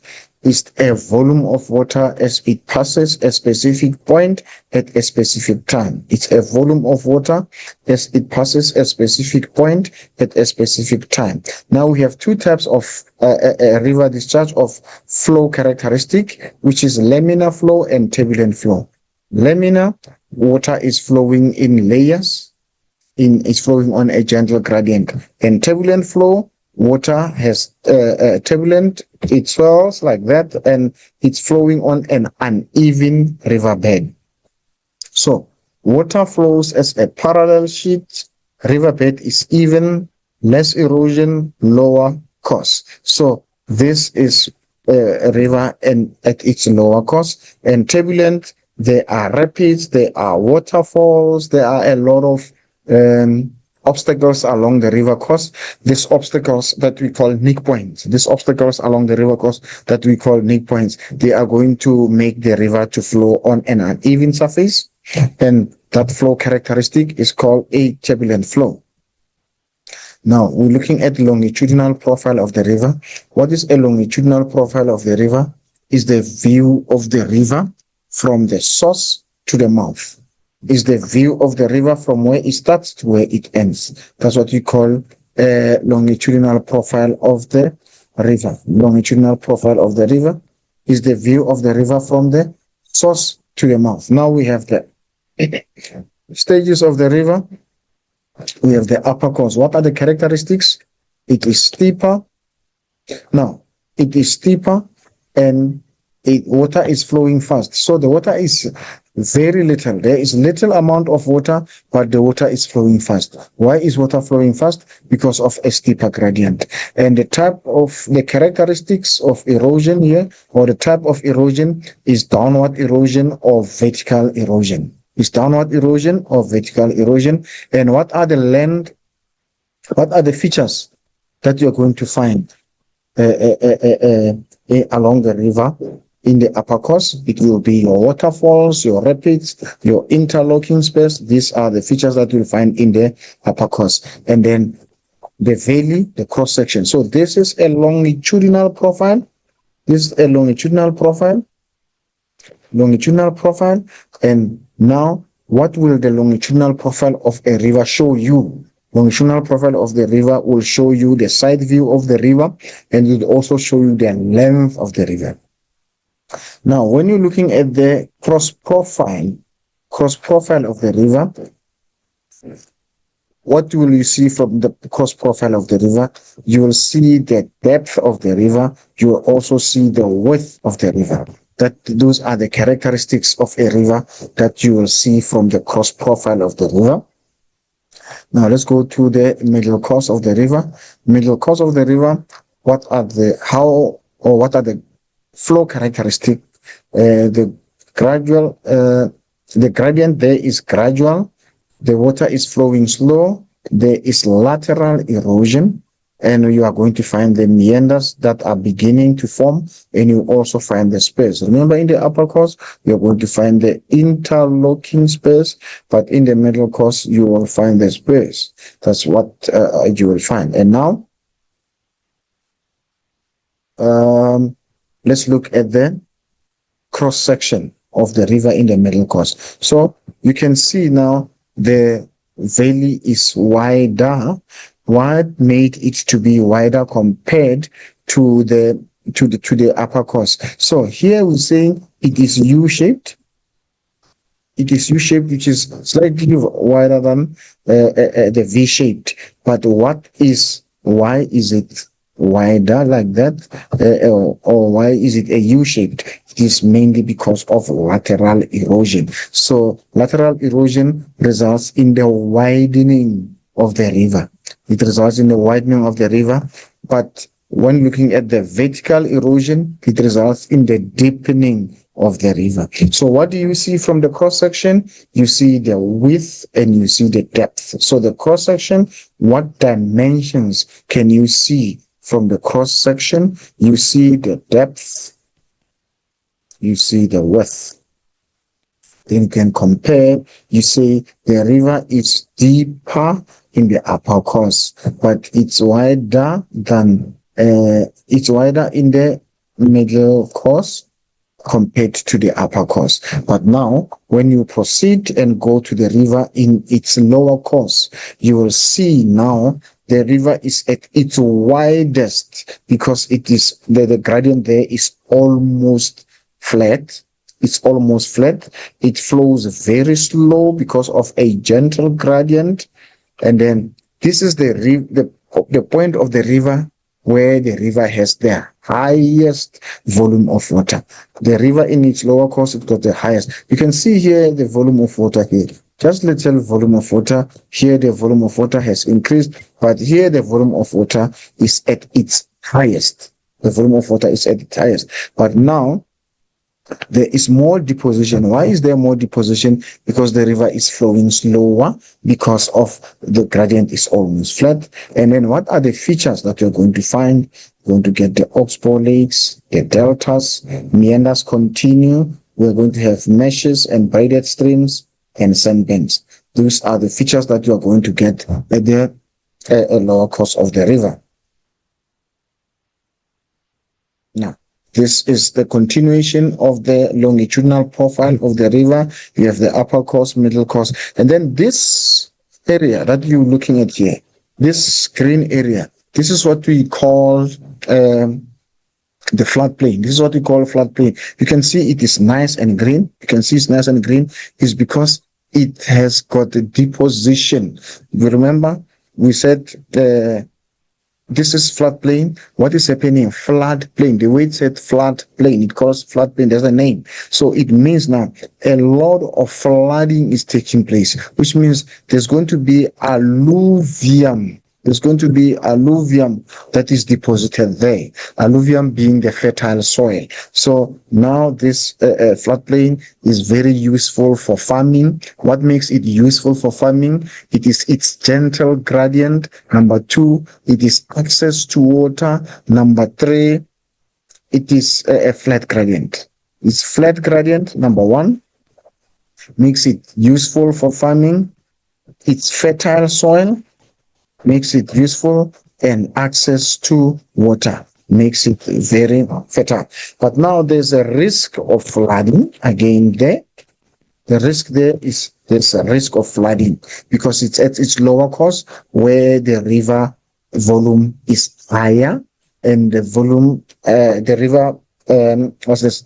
The gradient is very gentle, so there are higher chances of flooding. So there are a number of factors for and against you using the floodplain. And then here in the mouth, these are the features that we call delta. The delta occurs when the river breaks into distributaries.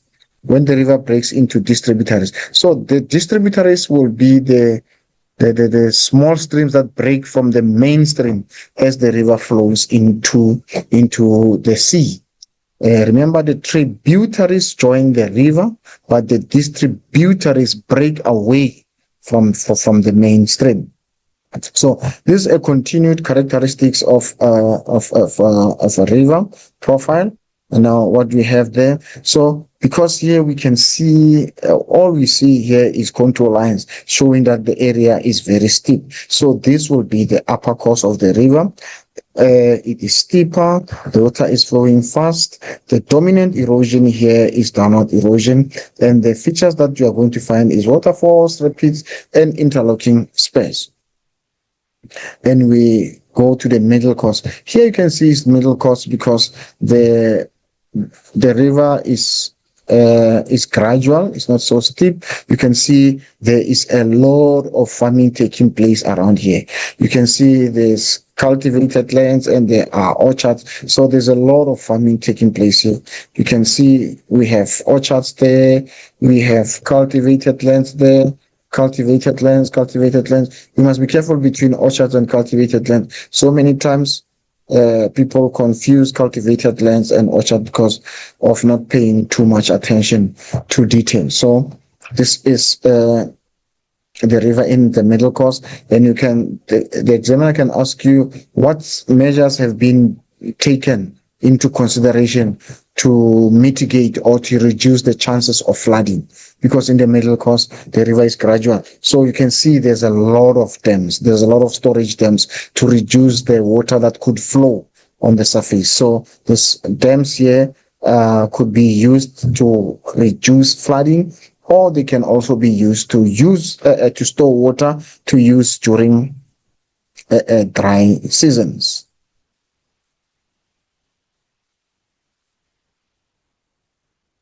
Now there is a river in its lower course.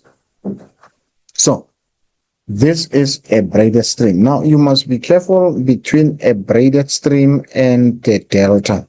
So a braided stream is a river. It's going to have the islands like that, the sand islands like that. It will break, but it will also join. The river will join, will break and join. So this is what we call a braided stream. But when it's a delta, the river is just going to have distributaries. The river will have distributaries, and those distributaries will not join again. Those distributaries, each stream will be flowing into the sea. But here, what do we get here? We have a braided stream. So what you can see there, you can see you have your marshes there and flays there. You have your sand deposit or sand banks, sand banks here that you can see there. So this is your braided stream. And then what do you have there? You have a meander. You must know what is a meander. A meander, this is a meander, which is a bend. A meander is a bend. So a bend in a river course is called a meander. So sometimes examiner ask you what is the what is the feature? What is the feature? So when you're looking at it like that, that feature is called a meander. So Then now we're looking at the river, from the side like that. So we have what you call graded and ungraded profile. We have graded. So why is this river ungraded? Because there are obstacles or there are nick points. Why is this river graded? Because it has got a smooth concave profile. This river is graded because of the smooth concave profile. So these are the nick points. These are the nick points or the obstacles. The temporary base level of erosion. We call them temporary base of level of erosion because they can change over time. Now, this is the cost profile of a meander. This is a meander. So in a meander, the outside of a meander is called an undercut slope. The water is flowing faster on the outside, and then because of faster moving water, there's going to be erosion. And on the inside, you can see here, we've got a lot of deposits here because water is flowing slower, so there's a lot of deposition. And what is the name of the inside of the slope? It's called the slip-off slope. That is where material is slipping off, and it is deposited there. Now, we have the cross section here. So if you are to draw a cross section of a meander, you must just identify which side of the meander is deeper and which side of the meander is shallow. So if you are able to identify which side is deeper, all you do, you draw a Nike sign. So what is your Nike sign? So if your deeper side is on the side, then your Nike side will face to the right. If the deeper side is on the other side, your Nike sign will take a different direction. So all you do, you put a Nike sign for you to represent a cross section of a river, or a cross section of a meander. Now that's your features of a drainage basin. You have the river.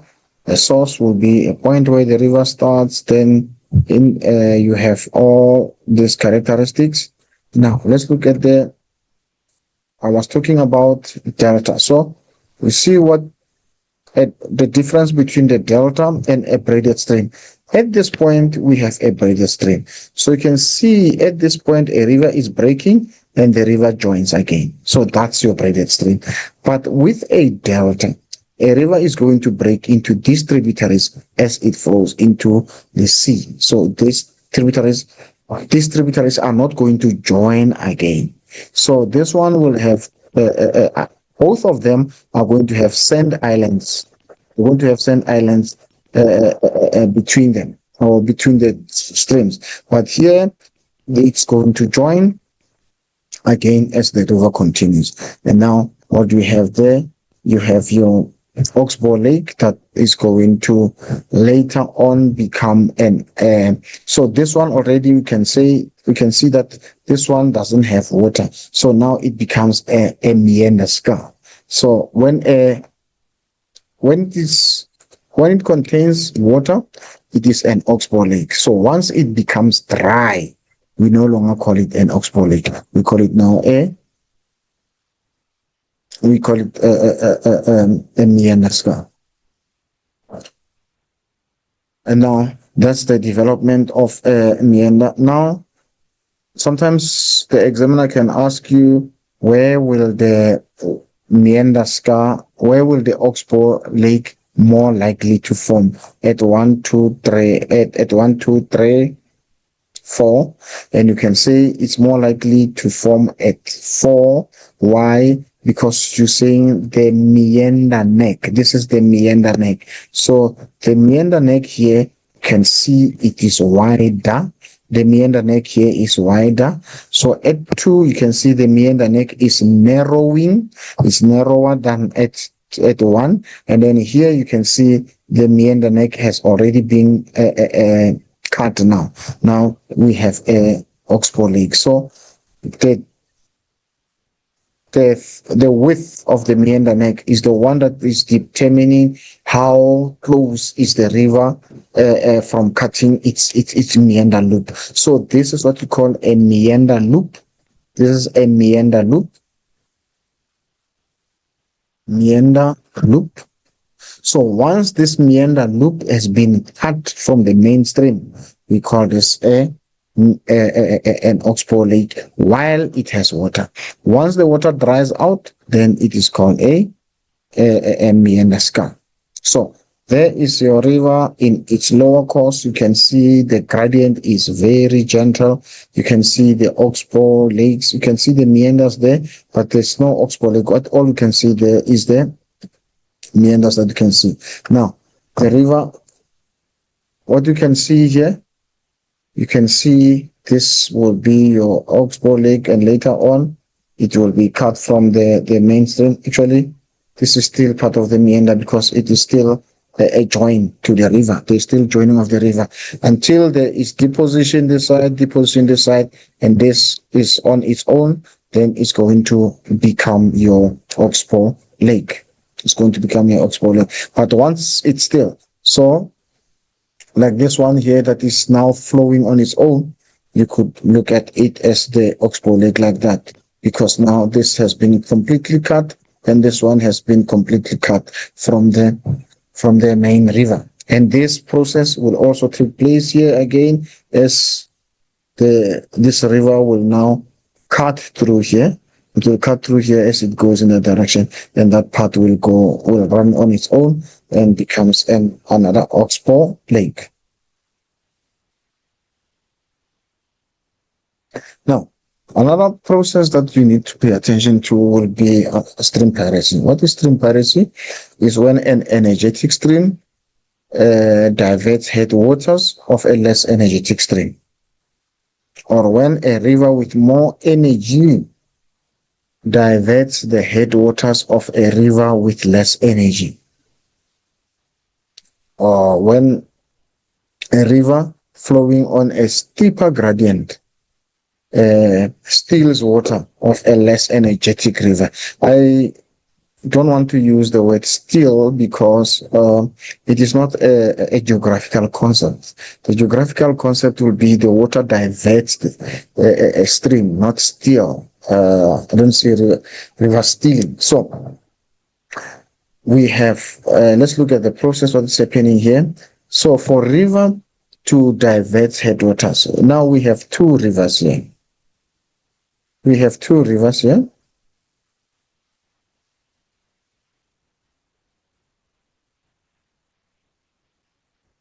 We have two rivers. This river flowing on a steeper gradient, and this one flowing on a gentle gradient. Now, when this river flows in this direction, what do you call this process? We call it headwater erosion.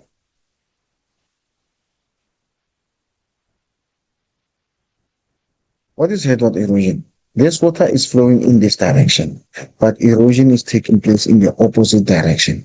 The erosion takes place. So what process is going to take place here?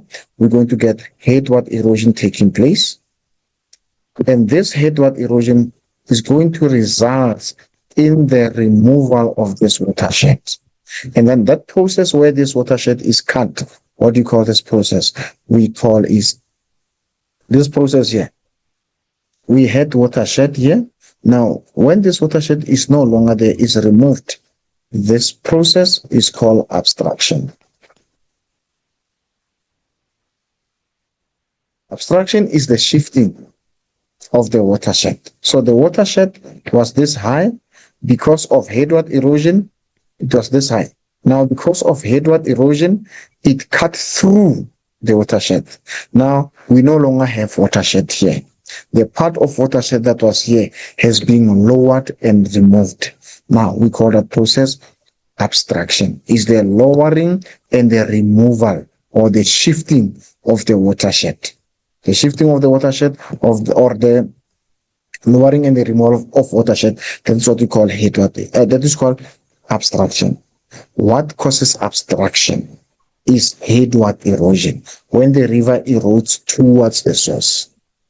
When the river erodes where it's coming from. Remember, water must fall on top here and it flows in that direction, falls on top here and flows in that direction. So this side is steeper, that is why there is more erosion. And then when this erosion continues to take place, this headward erosion, this river joins this river. Now, because now this water, the area here is steeper, water is not longer going to flow towards a gentle gradient. Water is going to flow because of the steep gradient and takes direction. So what has taken place at this point there? At this point, this is a point where we call elbow of capture. That is where river capture has taken place. That is where diversion has taken place, where the river diverts, where the energetic river diverts the headwaters, which is the water from the source. Headwaters is the water from the source. This river is flowing from that direction, going in this direction. Flowing from that direction, flowing from that direction, going in that direction. But now,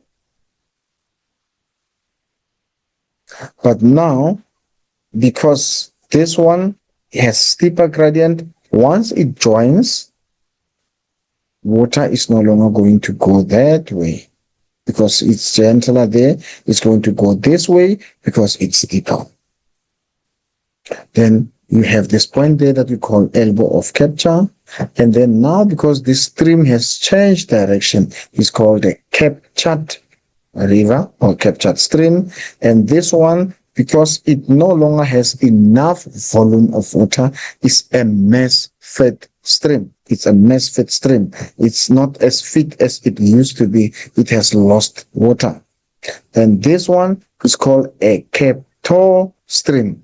Now, what you should be able to do, you should be able to answer or give the characteristics of river capture before and after the process. The characteristics of captor stream before and after. So you must know here, it will be plus, plus, plus. Why it was able to do capture is because it had more water. Why was it able to do capture? Because it was on a steeper gradient. Why was it able to? Because it was moving faster. And this one is negative minus minus. Why was it captured? Because it was flowing on a gentle gradient. It was moving slower. And then still after capture, what will happen to this river? It will have lesser water. This one will have more water.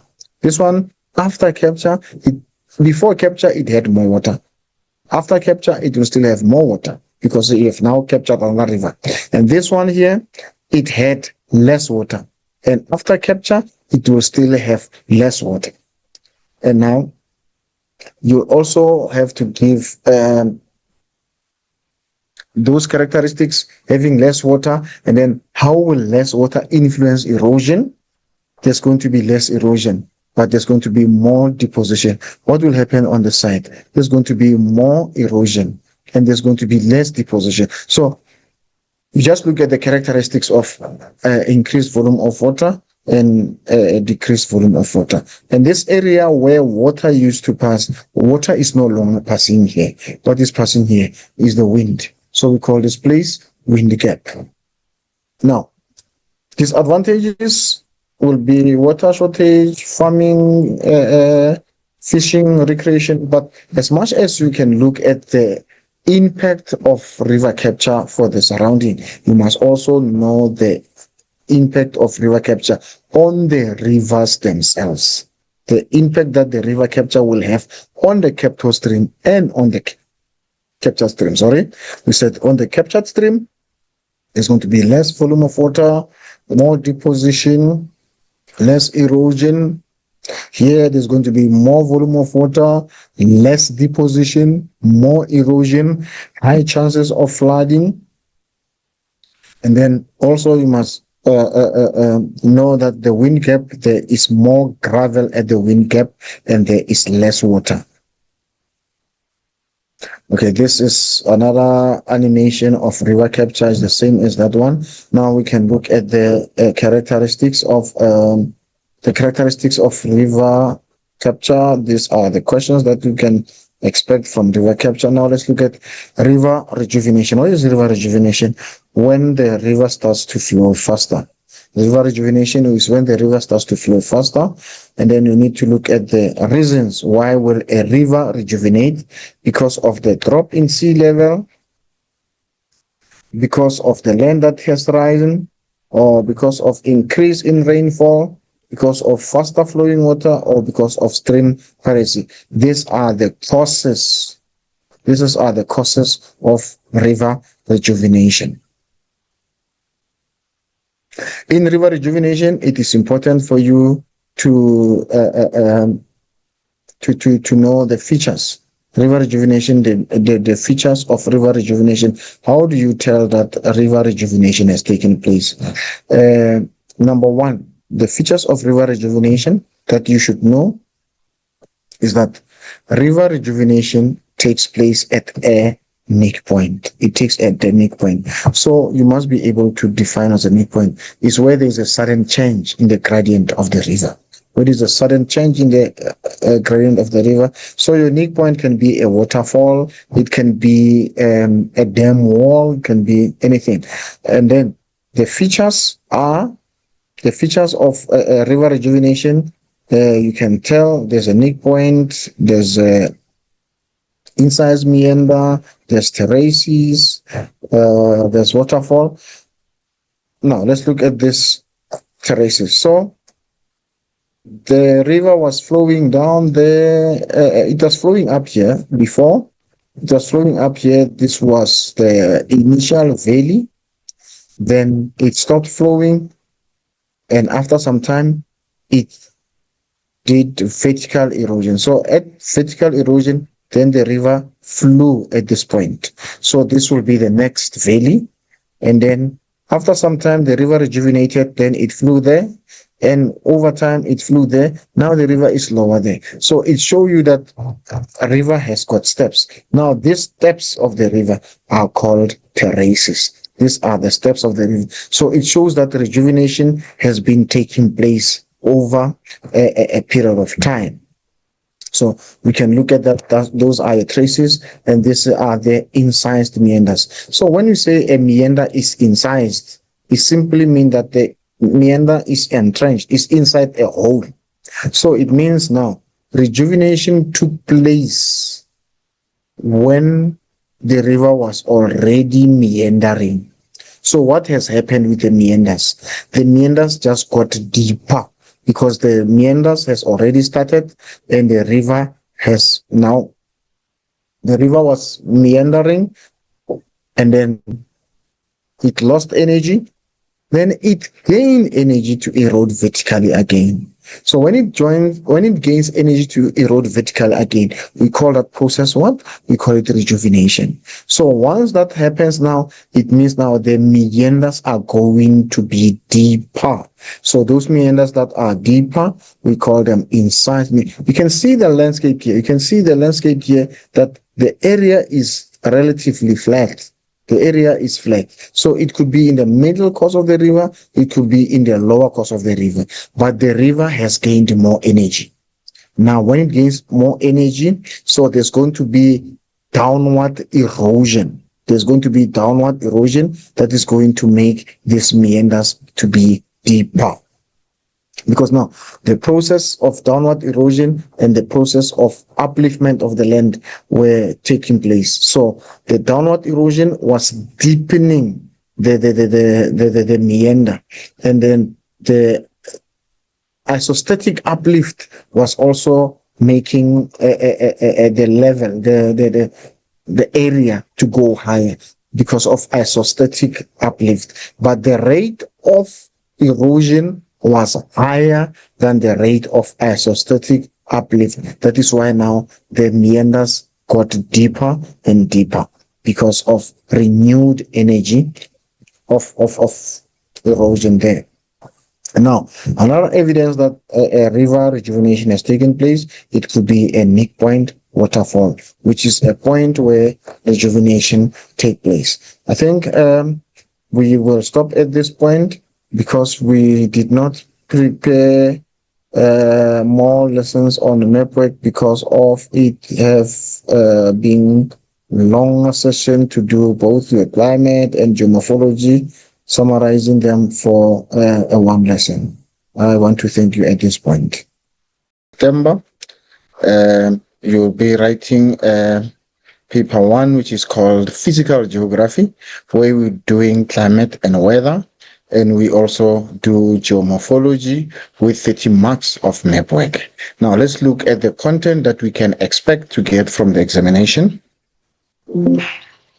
There are subtopics for question 1, which is climate and weather, is subtopics: mid-latitude cyclones, tropical cyclones, subtropical anticyclones, traveling disturbances, where you are looking at the moisture front and line thunderstorm, and you're also looking at bare winds and coastal lows.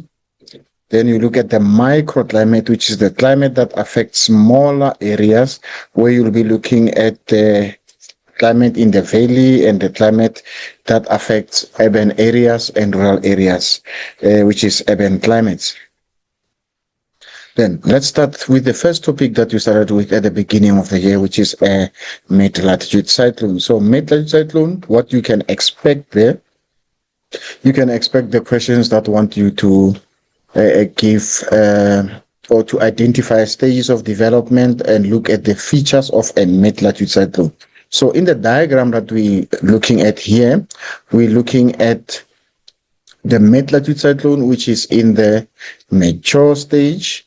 What are we looking at? This is this diagram over here. This diagram over here. Okay, the diagram over here is showing you two fronts. This is the cold front. It's important to note that when you're looking at the gradient of the mid-lat of a cold front, of a warm front, sorry, it looks gentle and this one looks steep because of the difference in terms of gradient. The warm front will move slower than cold front, and it eventually catch up with that. And then we are going to be looking at a different stage of development. Now, let's look at the simple characteristics between cold front and warm front. The air behind the cold front, the air behind the cold front is cooler than the air behind the warm front. And then the air ahead of the warm front is also cooler because that will be the cold sector. And then you can also look at the clouds that are associated with cold front. These are the cumulonimbus clouds. That is a common question for you to be able to identify the clouds of associated with the cold front, and you must also be able to explain the formation of those clouds. Now, let's look at the cyclone in its mature stage. Now, if you get the diagram and you are asked what stage of development is this, number one, you know the stage of development here is a mature stage. The stage of development here is mature stage. And then why do you say it's a mature stage? Because we can see we have a well-developed cold front and a well-developed warm front. And then the air circulation with this cold front is clockwise. And then why is it clockwise? Because now it's telling you that this is in the southern hemisphere. And then what you need to know also is you need to be able to identify these lines that join places with the same atmospheric pressure. We call this isobars. These are the isobars, and you can see clockwise circulation. And this diagram is a map view of a mid-latitude cyclone. We can look at the diagrams before that. We can look at the diagram before that. This diagram over here is indicating the cross-section. So many times learners are requested to draw a cross-section and they indicate this diagram. You can see the difference between this is the cross section. With the cross section, if the examination or the examiner want you to show the cross section, you must not show the symbols. The symbols here, you can see here we have the symbols that indicate cold front. We have the symbols that indicate warm front. And then remember, the front symbols must always be drawn in front of a line, not behind the line, in front of the line, east of the line, always. Whether it is in the southern hemisphere, it must always be on the east of the line. It's not always it cannot be on the west. I saw people drawing metacyclone and putting the symbols at the behind the front. They must always be on the east of the line if you are drawing a mid-latitude cyclone. Okay, the mid-latitude cyclone here is in a mature stage. Why do you say it's a mature stage? We're looking at the evidence here. Number one, you can see the pressure here is below 1,000, and you can also see here we have a fully developed cold front and fully developed warm front. And then you must also be able to identify this line. This is your isobar, and then a definition for isobar: line joining places with the same atmospheric pressure, and the circulation is showing clockwise circulation. It's very key for you to be able to state that the air circulation or the movement of air around the system. So we have two movements here. We have number one, movement of air around the system, and we have the movement of the general movement of the system. The mid-latitude cyclone move from west to east, or it move eastwards. Why does it move eastwards? Because it's driven by the westerlies. And then mid-latitude cyclone is a low pressure center, or a low pressure cell rather. So why is it a low pressure cell? Because the pressure in the center is at its lowest. Then we looked at the cold front and the warm front and the clockwise circulation of air. And then we have this as a warm sector. We have this place over here as the warm sector. And then this large area here is called the cold sector. And then these are the stages of development of a mid-latitude cyclone. You must be able to state or to identify the stages of development. There you have your initial stage, your development stage, and you have your mature stage. It's the same stage that we've been looking at in the previous diagram or previous slide. And then we have this stage. Also, you must be able to explain what happens in this stage. This stage is called occlusion stage. How does occlusion stage occur? Or why does occlusion stage occur? The occlusion stage occur when the cold front catches up with warm front. And then the question is, why does the cold front catch up with warm front? It's because cold front travels faster. And why does cold front travel faster than warm front? Is because cold front has got a steeper gradient than a warm front. And as you can see now, when cold front catches up with warm front, you are going to have cold air, which is the cold sector. Then you're going to have warm air ahead of the cold front, but which is behind the warm front, which is the warm sector. But the air here should not be cold. You must change this. This air cannot be cold. This air cannot be cold. This air should be cool, because now the cold front caught up with the warm front. The cold front caught up with the warm front. So if you have warm air and then you have cold air, when they mix, they cannot remain cold, because it's warm and cold. So it's going to become cool. The temperature will change. In the occlusion stage, the air ahead of the warm front will not be cold. It cannot be cold. It's going to be cool, even though the entire sector here, it is the cold sector, but the air ahead of the warm front will be cooler than the air which is found behind the cold front. And then what is important again, you could get the question, what identify or what do we call the linked mid-latitude cyclones or the mid-latitude cyclones that are following each other? It is called a family of depression. This is, we have cyclone 1, cyclone 2, cyclone 3, there you have them like that. And now an examiner can ask you, or in examination you can be asked to identify between these three mid-latitude cyclone, which one is older or which one is younger. So the one which is further to the west will be the youngest one, and the one that is further to the east will be the oldest one. Now, how would we identify with evidence which one would be older? You can look at this one here, looking at the pressure here, and you can look at this one here, looking at the pressure again here. And you can also see this one which is further east, it has already reached occlusion stage, but this one it's still in the mature stage. But now you must also be able to describe the characteristics of a mid-latitude cyclone in the occlusion stage, that the sector, the warm sector, is narrower. What makes the warm sector too narrow? It is the